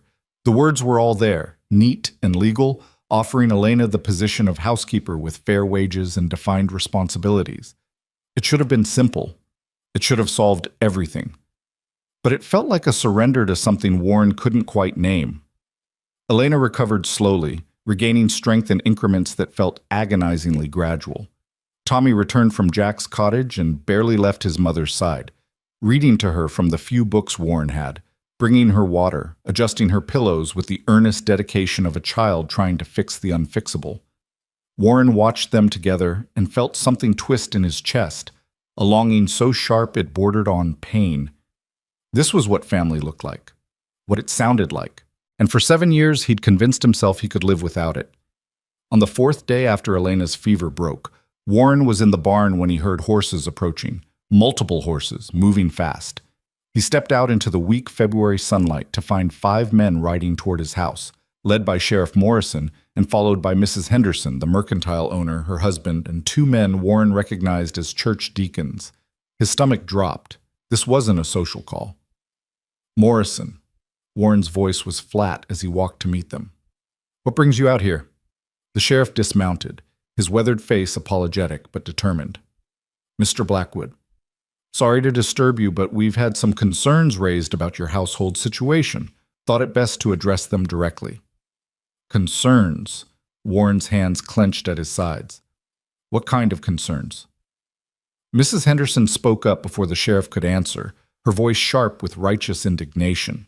"Concerns about propriety, Mr. Blackwood. It's been brought to our attention that you've been harboring a single woman and her child for nearly 2 months now, without proper oversight, without appropriate arrangements. Surely you understand how that appears." "How it appears," Warren repeated slowly, his voice dangerous, "is that I took in a widow and her child who would have frozen to death otherwise. How it appears is basic human decency. No one's questioning your initial charity." One of the deacons spoke up, his tone condescending. "But charity has its limits. 2 months is well beyond what's appropriate for an unrelated woman to be living in a bachelor's household. People are talking, Mr. Blackwood, and what they're saying isn't flattering to you or to Mrs. Frost." Warren felt rage building in his chest, hot and sharp. "Let me understand this. You're here because people are gossiping? Because small minds have nothing better to do than speculate about things that don't concern them?" "It concerns the moral character of our community." Mrs. Henderson's chin lifted. "And I'll remind you that Mrs. Frost has a young son. That boy needs proper guidance, proper examples. What kind of lessons is he learning in a household with no moral oversight? The kind of lessons that teach him kindness, hard work, and dignity." Warren's voice cut like a blade. "More than he'd learn from a pack of busybodies who measure morality by gossip rather than action." Sheriff Morrison held up a hand. "Let's all calm down. Mr. Blackwood, I think what folks are trying to say, poorly, maybe, is that there's concern about Mrs. Frost's situation. Is she here voluntarily? Is she being properly compensated? Are there appropriate arrangements being maintained?" "Elena is my employee." The lie felt like ash in Warren's mouth, but he forced it out. "I've hired her as my housekeeper. She's compensated fairly and treated with complete respect. Any other questions about my household staff can be directed to me personally, and I'll thank you all to keep your noses out of my private business." Mrs. Henderson's eyes narrowed. "Employee? With what contract? What terms? Who witnessed these arrangements?" Warren felt the trap closing. He had the contract, unsigned, sitting on his desk inside. But producing it now would look like a hasty fabrication, would make Elena's position seem even more questionable. Before he could answer, a voice spoke from behind him. "I did." Warren turned to find Jack standing there, his expression calm but his eyes hard. "I witnessed Mr. Blackwood's employment offer to Mrs. Frost 6 weeks ago. Room, board, and fair wages in exchange for housekeeping duties. All proper and above board." It was a lie. A complete fabrication. But Jack delivered it with such steady conviction that even Warren almost believed it. Mrs. Henderson wasn't convinced. 6 weeks ago? Why wasn't this made public knowledge? Why all the secrecy? "Because it's no one's business but ours." Warren's voice dropped to something cold and final. "Mrs. Frost is my employee. She works for me, in my house, under terms we agreed upon. That's all anyone needs to know. Now, if you'll excuse me, I have work to do." He turned to walk away, but Mrs. Henderson's voice stopped him. "There's one more thing, Mr. Blackwood. We'd like to speak with Mrs. Frost directly. Make sure she's comfortable with these arrangements." Warren spun back, his face dark with fury. Absolutely not. Mrs. Frost is recovering from a serious illness. She doesn't need a pack of vultures descending on her sickbed to interrogate her about gossip. Then how do we know she's even here voluntarily? Mr. Henderson spoke up for the first time. How do we know you haven't coerced her somehow? A desperate woman, a wealthy man. It's not unheard of for such situations to become... Warren moved so fast that Jack had to grab his arm to stop him from doing something he'd regret. Finish that sentence, Warren growled, and see what happens. Easy. Sheriff Morrison stepped between them, his hand on Warren's chest. Nobody's accusing anybody of anything criminal, but you have to admit from the outside this looks questionable. A woman with no resources, no family, completely dependent on your charity? That creates a power imbalance that concerns people. Then people should mind their own business. Warren shook off Jack's grip, but stepped back. Elena came to my door in a storm. I took her in because leaving her to die would have been murder by neglect. She stayed because winter made travel impossible. And now she stays because I offered her honest work and she accepted. That's the whole story. There's no scandal, no coercion, no impropriety, just basic human decency and honest labor. Then you won't mind if we verify that with Mrs. Frost herself.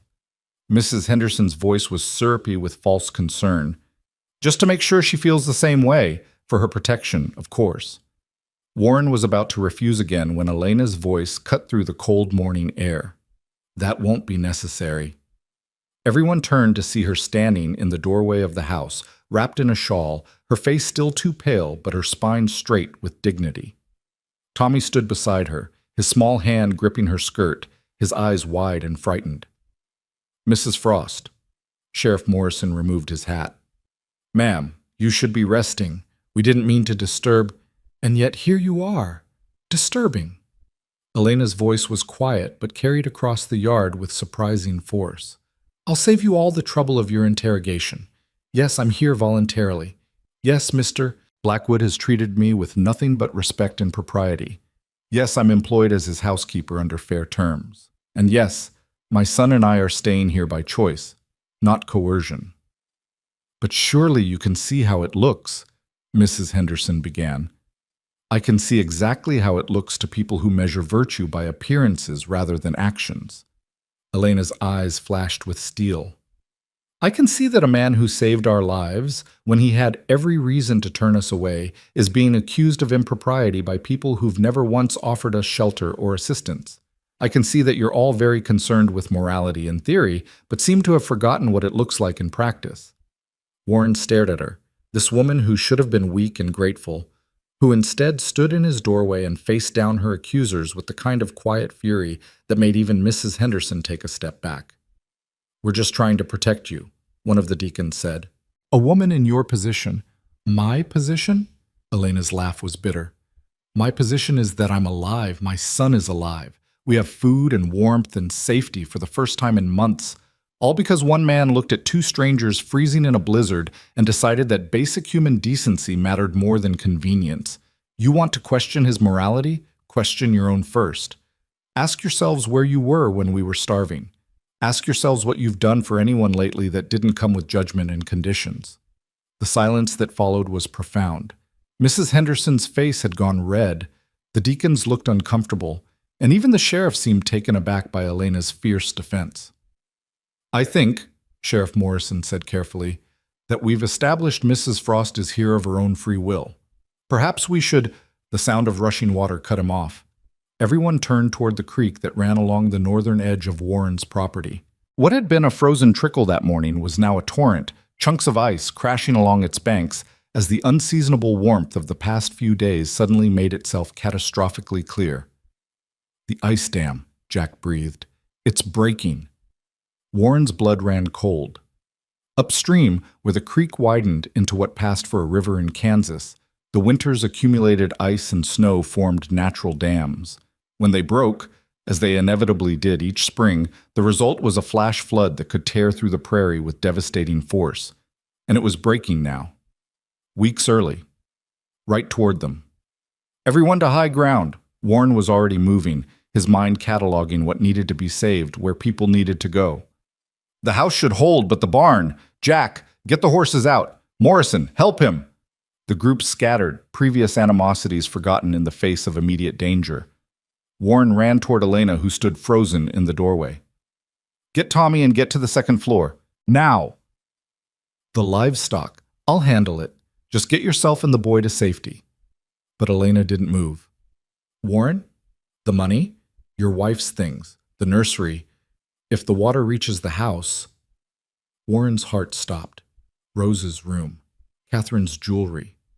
7 years of memories stored on the ground floor, vulnerable to the water he could already hear roaring toward them. He made a decision in the space between heartbeats.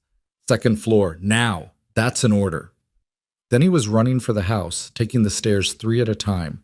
The nursery door, locked for 7 years, stood before him like a judgment. Warren's hands shook as he fumbled with the key he'd kept on his watch chain, the key he'd carried every day but never used. The lock turned. The door swung open.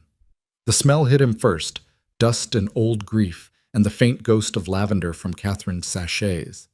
The room was exactly as they'd left it. Rose's cradle in the corner, Catherine's rocking chair by the window. The trunk containing baby clothes, christening gowns, tiny shoes for feet that would never wear them. Warren stood paralyzed, 7 years crashing over him like the floodwater rushing toward the house. This was why he'd locked the door. This was what he'd been protecting himself from. The physical evidence of everything he'd lost, preserved like a shrine to pain.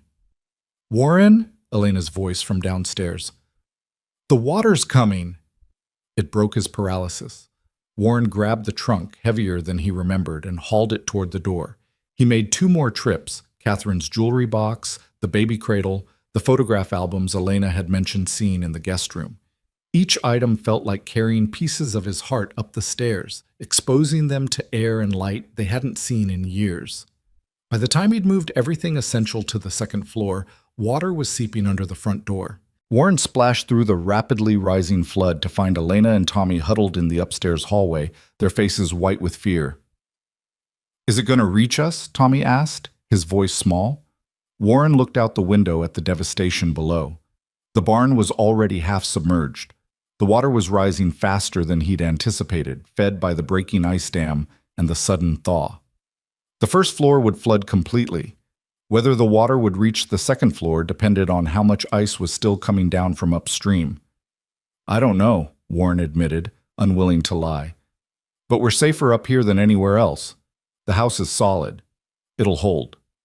They waited in tense silence as the water rose. Warren could hear it lapping against the stairs, could see debris floating past the windows, tree branches, pieces of fence, what looked like someone's chicken coop from downstream. The roar was deafening, punctuated by the crack of ice chunks slamming into the house's foundation. Tommy pressed against his mother, trying hard not to cry. Elena's arm was around him, but her eyes were on Warren, looking for reassurance he wasn't sure he could provide. The nursery, she said quietly. You opened it. Warren nodded, not trusting his voice. That must have been hard. Everything's hard. He moved to the window, checking the water level. It had reached the middle of the first floor windows and seemed to be stabilizing. Maybe they'd be lucky.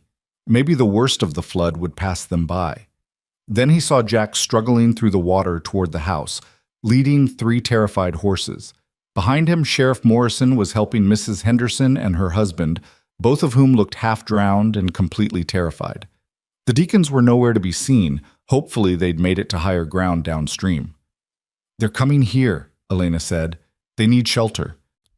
Warren looked at her, at this woman who had every reason to let the people who'd come to harass her drown, and saw only concern in her eyes. No vindictiveness, no satisfaction at seeing her accusers humbled, just human compassion for people in danger. The front door's underwater, Warren said. They'll have to come through the second-floor window. He spent the next frantic minutes rigging a rope system to pull people through the upstairs window that overlooked the porch roof. Jack came first, hauling himself up with practiced ease before helping Warren pull up the others. The horses had to be left in the partially flooded barn. There was no way to get them to the second floor, but Jack had gotten them into stalls on the highest ground possible. They'd survive if the water didn't rise much more. Mrs. Henderson came through the window, soaked and shivering, her self-righteous indignation washed away along with her dignity. Her husband was in worse shape, and Morrison looked exhausted from helping them both navigate the flood. They all stood dripping in Warren's upstairs hallway. The people who'd come to question his morality now completely dependent on his charity. The irony wasn't lost on anyone.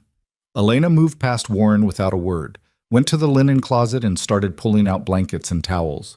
"Get out of those wet clothes before you catch your death. Tommy, help me get the spare room ready." "But Mama, they were mean to you." "I know, baby, but that doesn't mean we let them freeze." Elena's voice was gentle but firm. "Being better than our circumstances, that's what matters, remember?" Tommy nodded slowly, then surprised everyone by approaching Mrs. Henderson with a towel. "Here, ma'am, you're shaking." Mrs. Henderson took the towel with trembling hands, her face crumpling. "I'm sorry," she whispered. "We were wrong to come here like that. Wrong to question. I'm so sorry." "Save the apologies for when we're all dry and safe," Warren said brusquely, uncomfortable with emotion. "Elena's right. Let's focus on surviving the night. We can sort everything else out later." They spent the next several hours huddled together in the upper floor of Warren's house while the floodwater raged below. Warren's pantry was mostly on the ground floor, unreachable, but Elena had been storing extra supplies in the upstairs linen closet, a habit formed from years of uncertainty. They had enough food for a few days if they were careful. As night fell and the water showed no signs of receding, the group settled into an uneasy truce. Mrs. Henderson and her husband took the guest room. Sheriff Morrison bunked with Jack in the small storage room Warren had been using for keeping extra blankets. Elena and Tommy remained in their usual room, and Warren found himself with nowhere to go except the hallway floor, or, "You should sleep in your wife's room," Elena said quietly, finding him staring at the closed door at the end of the hall. "It's yours. You should use it." Warren looked at that door, at the room he'd locked along with the nursery, and shook his head. "Can't. Haven't been in there since she died." Elena's voice was gentle. "I know. But Warren, you opened the nursery today. You saved all those precious things. Maybe it's time to stop locking yourself out of your own life." "I don't know how." The admission came out raw, broken. Elena took his hand, her touch warm despite the cold. "Then let me help you. Just for tonight. Just to get through this." She led him to the door, turned the handle. It wasn't locked, had never been locked like the nursery, and opened it into darkness. Warren felt his chest constrict, felt 7 years of avoidance crashing over him. But Elena's hand in his kept him grounded, kept him from drowning. She lit a lamp, and the room emerged from shadow. Catherine's room. Their room. The bed they'd shared, the dresser with her hairbrush still sitting on top, the wardrobe containing dresses he couldn't bear to give away. It was a museum to a life interrupted, and walking into it felt like stepping into his own grave. "Breathe," Elena instructed softly. "Just breathe." Warren realized he'd been holding his breath, his chest locked tight with panic. He forced air into his lungs, forced himself to look around instead of running. "It's just a room," Elena said. "The memories are hard, I know, but it's just a room. It doesn't have power unless you give it power." "She died in that bed." Warren's voice broke. "I held her while she... I know. And you've been carrying that moment like a stone for 7 years. But Warren, she also lived in this room. She laughed here, dreamed here, loved you here. This room held more than just her death. It held her whole life with you." Warren sank onto the edge of the bed, his hands shaking. Elena sat beside him, not touching, but present, solid and real in a way that memories couldn't be. "My husband died in our bed too," she said quietly. "After, I couldn't sleep there for months. I'd lie on the floor, on the sofa, anywhere but where he'd taken his last breath. I thought avoiding it would make it hurt less. Did it? No. It just meant I was uncomfortable and hurting instead of just hurting." Elena's smile was sad. "Eventually I realized something. He wouldn't have wanted me to make myself miserable over his memory. He'd have wanted me to live, to be comfortable, to let myself heal." "Catherine would have wanted that too," Warren admitted. "She'd be furious with me for locking up the nursery, for turning this house into a tomb." "Then maybe it's time to honor her by living again. Not forgetting, never forgetting, but living." Elena stood, moved toward the door. Get some rest. Real rest. In a real bed. You've earned it. She was almost gone when Warren spoke. Stay. Elena froze. Warren, I don't think... Not like that. Warren's face flushed. I don't want to be alone in here, not yet. Just stay until I fall asleep, please. The vulnerability in his voice seemed to break something in Elena. She nodded slowly, returned to the chair by the window, Catherine's chair, and settled in. All right, but you actually have to try to sleep. Warren lay back on the bed, still fully clothed, staring at the ceiling. The room smelled like dust and old grief, but beneath it he caught traces of Elena's lavender soap, evidence that she'd been coming in here to clean, to care for this space, even when he'd abandoned it. Thank you, he said into the darkness, for defending me today. You didn't have to do that. Yes, I did. Elena's voice was firm. They were wrong, Warren.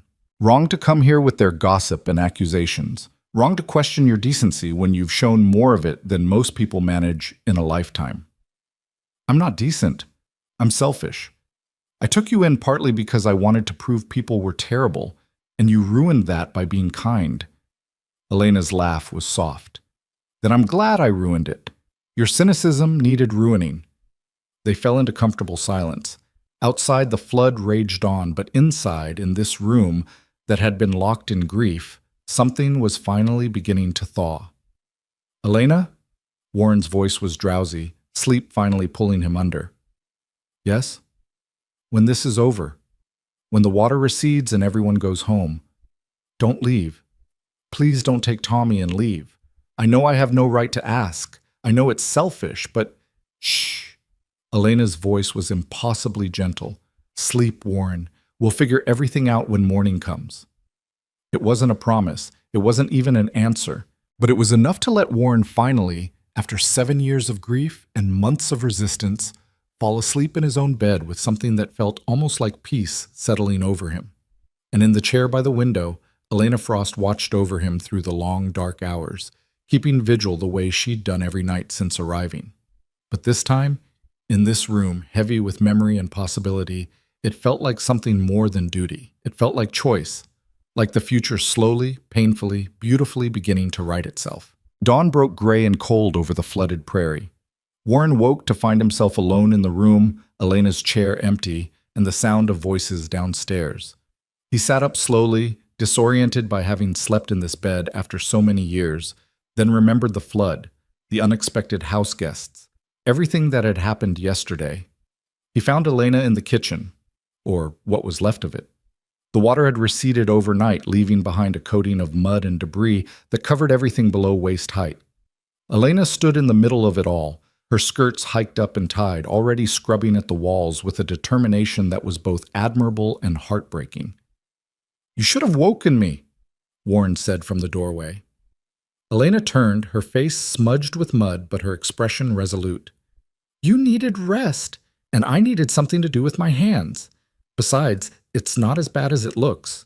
The structure's sound. Just needs cleaning, Mrs. Ott.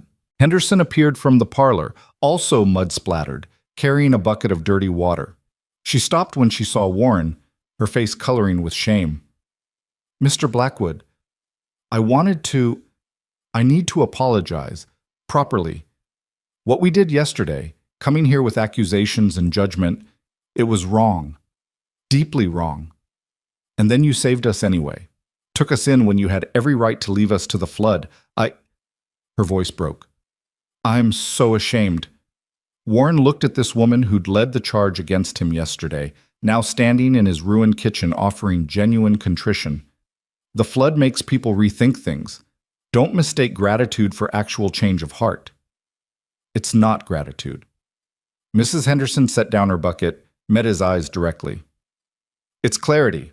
Watching Mrs. Frost care for us last night, seeing how she treats everyone with kindness regardless of how they've treated her, seeing how your household actually functions, I realized I'd been judging something I knew nothing about. I'd been listening to gossip instead of truth. That's on me, Mr. Blackwood. And I'm sorry. Elena emerged from behind Warren, wiping her hands on her apron. Mrs. Henderson has been helping me clean since dawn. She didn't have to do that. Yes, I did. Mrs. Henderson's voice was firm. I made assumptions about you, Mrs. Frost. Thought a poor widow living with a wealthy man must be up to something. Never occurred to me that maybe you're just a woman trying to survive, and he's just a man trying to do the right thing. My mother would have been ashamed of me. Sheriff Morrison and Mr. Henderson came in from outside, both covered in mud from trying to assess the damage. Morrison pulled off his hat when he saw Warren. The barn's in rough shape, but salvageable. Lost some fence posts and your south pasture is a mess, but the house foundation held solid. You built well. My father built well, Warren corrected. I just maintained it.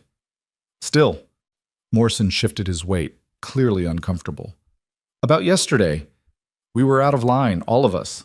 No excuse for it. You've been nothing but generous, and we repaid you with suspicion and gossip. I'll make sure word gets around town about what really happened here, about how you saved people who'd come to harass you. I'd rather you didn't spread any word at all. Warren's voice was tired. I'd rather people just left us alone to live our lives. Unfortunately, that ship has sailed. Jack appeared in the doorway, his expression grim.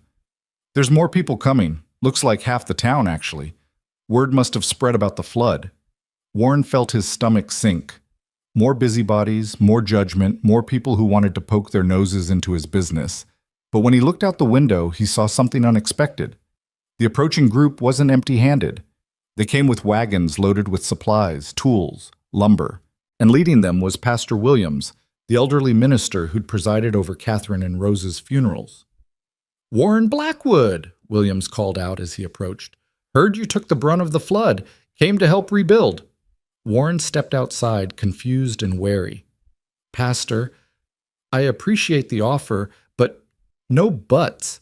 You've been part of this community for 30 years. When one of us falls, we all help them back up. That's how it works."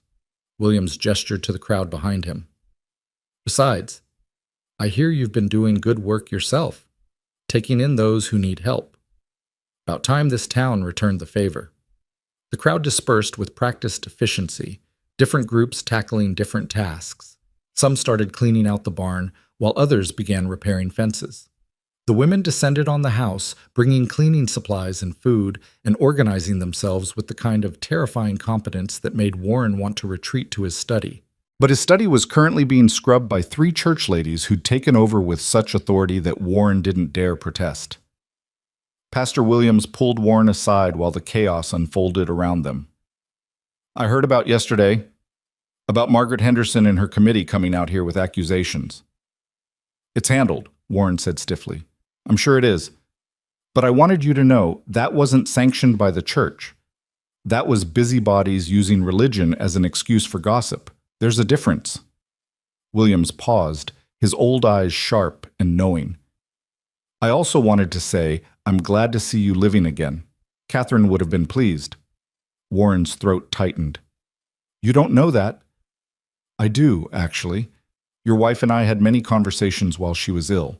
She was terrified of what would happen to you after she was gone, worried you'd lock yourself away, turn bitter and hard. Made me promise I'd check on you." Williams's smile was sad. "I failed that promise. Got too caught up in other people's problems, let you drift. But I'm glad to see I was wrong about how far you drifted. Seems like Mrs. Frost has been the answer to Catherine's prayers."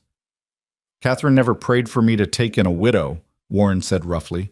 "No, she prayed for you to find a reason to keep living, for your heart to thaw enough to let life back in. Doesn't matter what form that takes. Could be a widow, could be her son, could be a barn cat.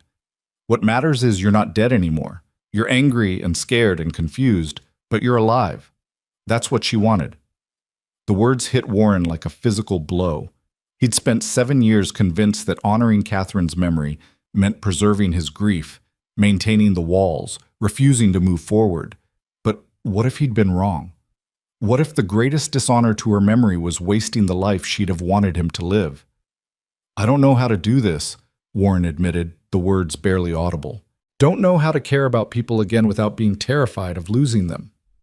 "Nobody knows how. That's what makes it brave." Williams clapped him on the shoulder. "But I'll tell you what I've learned in 50 years of ministry. You can't protect yourself from loss by refusing to love. You just end up losing everything anyway, including yourself. At least if you love, you get something beautiful before the inevitable pain. Warren watched Elena through the window, directing the cleaning efforts with quiet authority, Tommy at her side helping where he could. She caught Warren's eye and smiled, a real smile, warm and open and completely without guardedness. His chest ached with the enormity of what that smile represented. He'd tested her for selfishness and found kindness.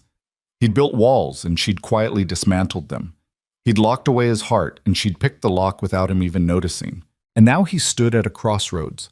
He could let her leave when spring came, could preserve his careful isolation and call it honor.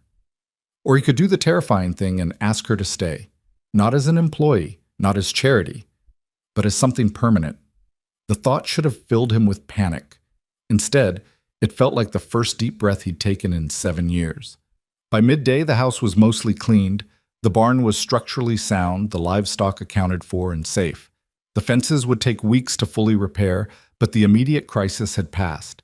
The townspeople began packing up their supplies, satisfied that the Blackwood Ranch would survive. Mrs. Henderson approached Elena as she was wringing out a mop, her expression hesitant.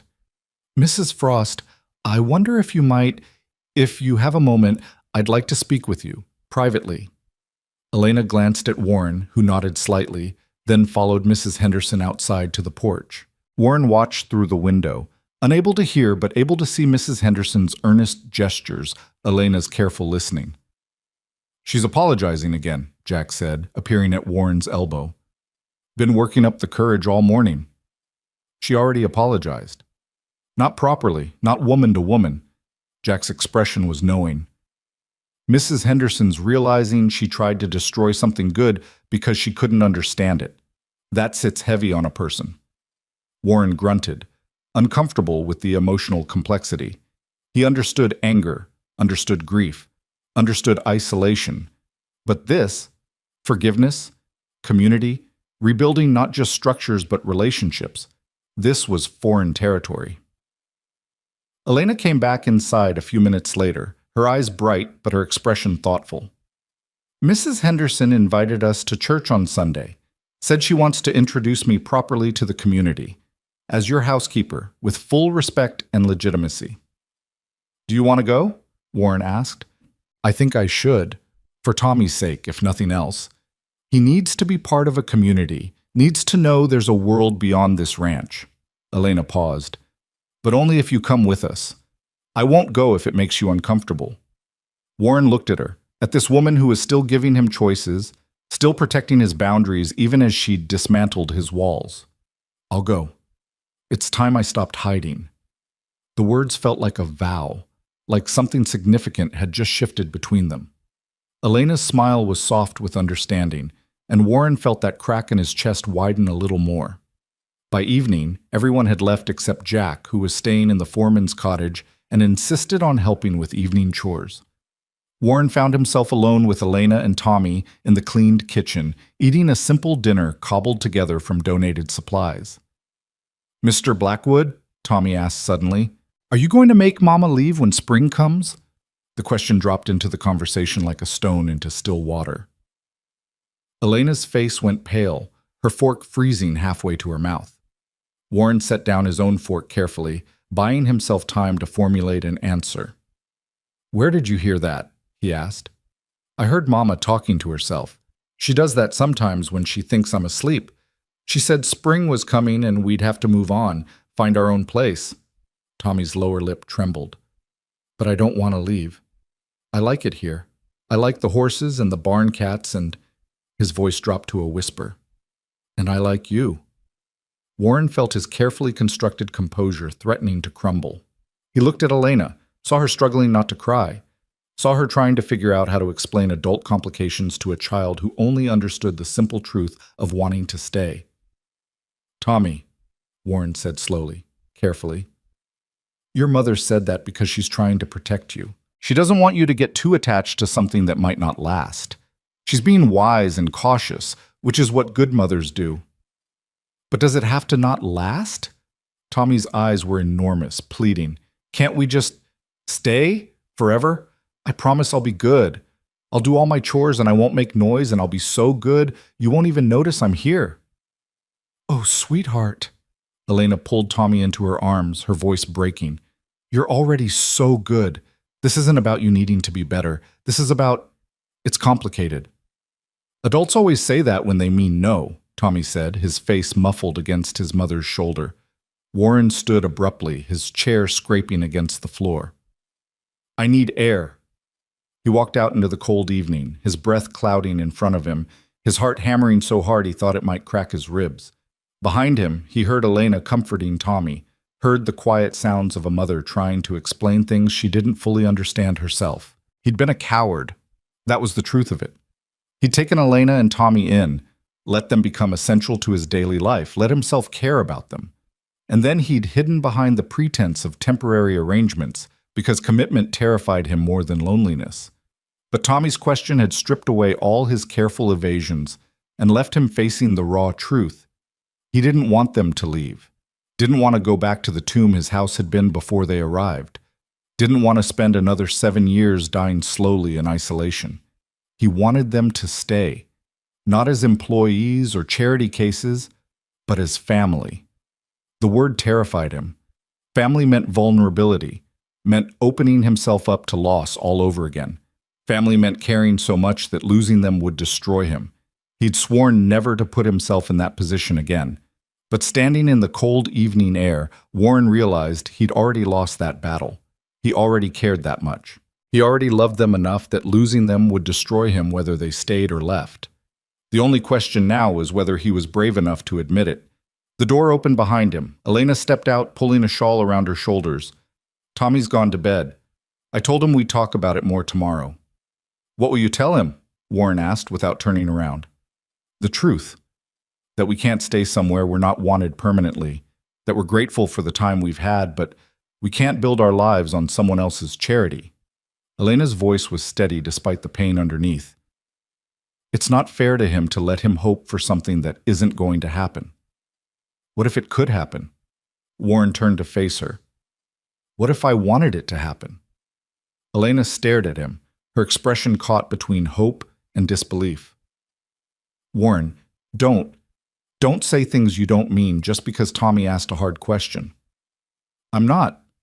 He stepped closer, his hands clenching and unclenching at his sides. "I've been a coward, Elena. I've been hiding behind temporary arrangements because commitment scared me, because caring about you and Tommy scared me, because losing my wife and daughter broke something in me I didn't think could be fixed. But you fixed it anyway. You and Tommy, you broke into my tomb and dragged me back to life, and I'm terrified and grateful in equal measure." "Warren," Elena's voice shook. "Let me finish, please." He took a deep breath, forced out words that felt like pulling glass from a wound. "I don't want you to leave in spring. I don't want you to leave ever. I want you and Tommy to stay. Not as my housekeeper, not as charity, but as..." He struggled with the word, with the enormity of what he was offering. "As my family, if you'll have me." The silence stretched between them, fragile and heavy. Elena's face was streaming with tears, her hands pressed to her mouth. When she finally spoke, her voice was barely a whisper. "Are you asking what I think you're asking? I'm asking you to marry me." The words came out rough, uncertain. "I'm asking you to let me be a father to Tommy. I'm asking you to help me turn this house back into a home. I know I'm broken. I know I'm difficult. I know I come with more baggage than any woman should have to carry.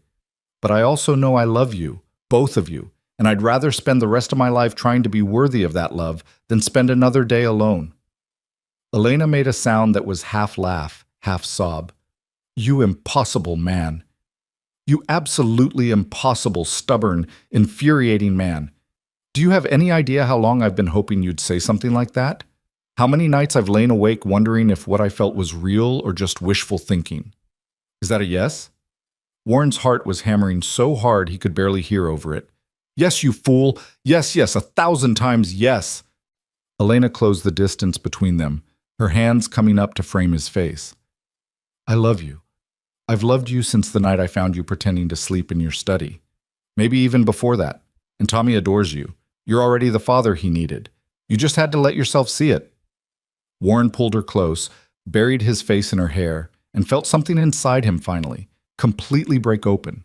Not the breaking of grief, but the breaking of ice, painful and necessary, and ultimately freeing. He was crying, he realized with distant surprise, actually crying for the first time since Catherine's funeral. But these were different tears. These were the tears of a man letting go of death and choosing life. They stood like that for a long time, holding each other in the cold evening air, while inside the house Tommy slept peacefully, unaware that his world had just shifted on its axis in the best possible way. When they finally pulled apart, both of them tear-stained and laughing, Warren asked, "Should we tell Tommy tonight?" "Let him sleep. We'll tell him in the morning. Let him wake up to good news for once." Elena smiled up at Warren, her eyes bright with happiness and relief and love. "But Warren, I need you to promise me something. Anything. Promise me we'll do this right. Not quickly, not secretly. I want to marry you in the church, in front of the whole town. I want Tommy standing with us. I want it to be public and witnessed and legitimate, so there's never any question about where we belong or who we are to each other."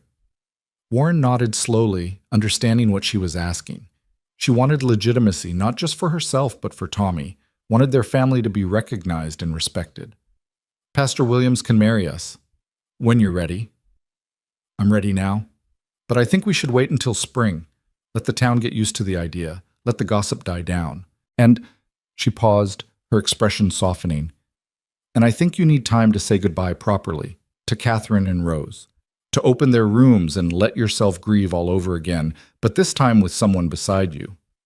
The wisdom in her words struck Warren deeply. She understood that moving forward didn't mean forgetting, that loving her didn't diminish what he'd had with Catherine.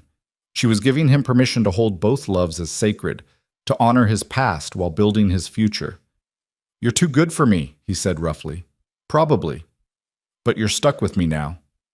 Elena's smile was impish, young, nothing like the exhausted widow who'd collapsed at his gate months ago.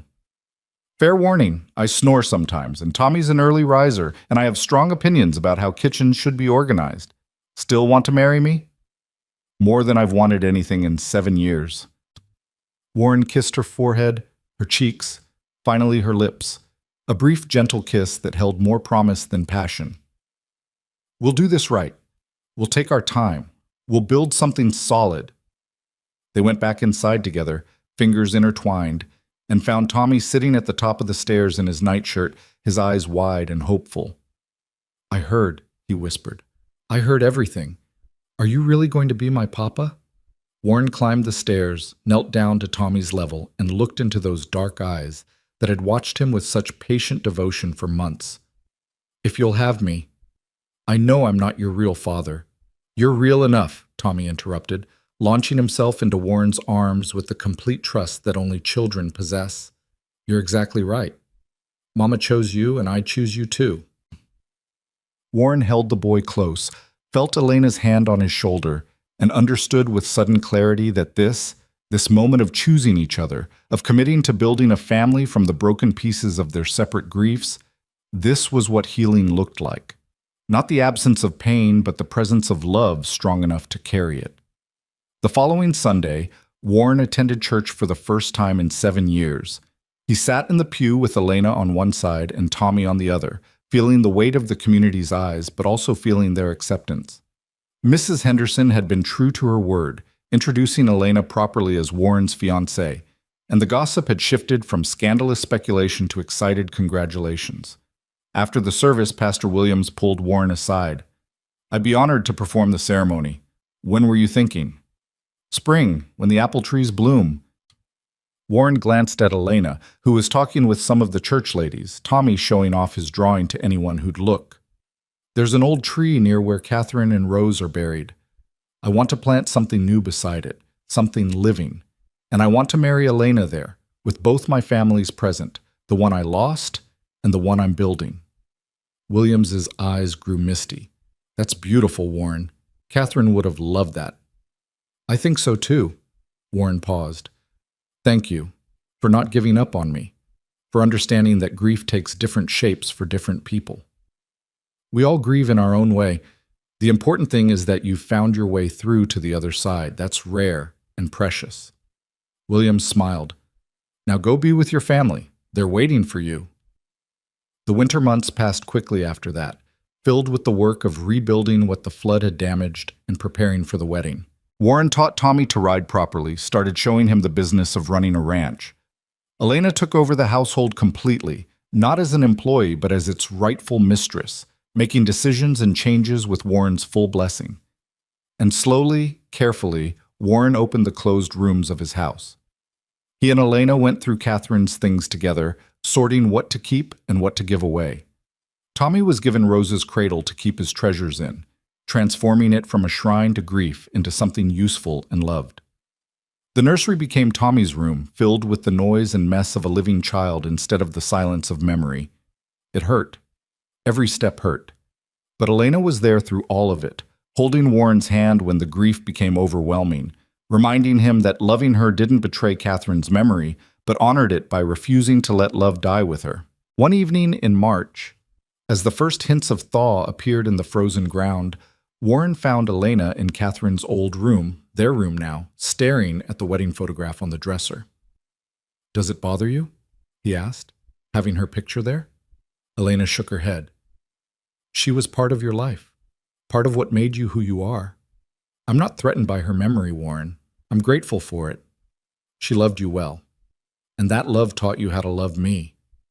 Warren wrapped his arms around her from behind, rested his chin on her shoulder. "I never thought I'd feel this way again.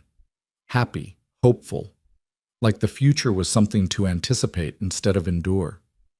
That's what love does. It makes us brave enough to hope." Elena turned in his arms, her expression serious. "I need you to know something, though. I'm not trying to replace her. I can't be Catherine. I can only be myself. I don't want Catherine back."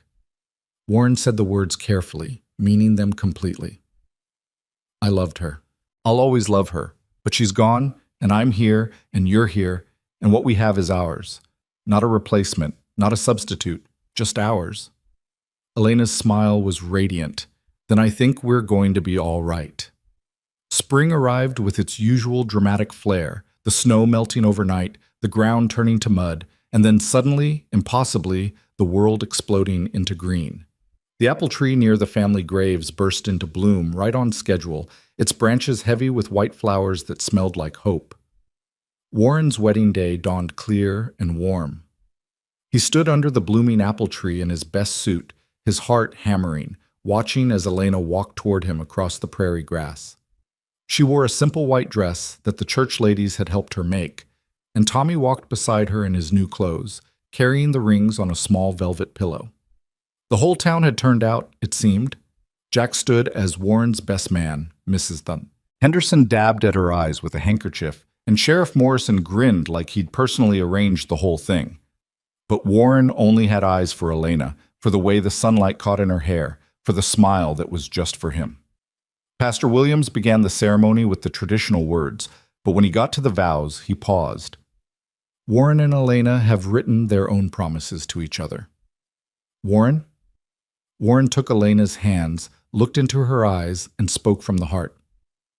"I promise to honor your strength and protect your vulnerability. I promise to be a father to Tommy and to love him as my own. I promise to let you see my grief without hiding behind walls, and to accept your comfort when I need it. I promise to build a life with you that honors both our pasts while embracing our future.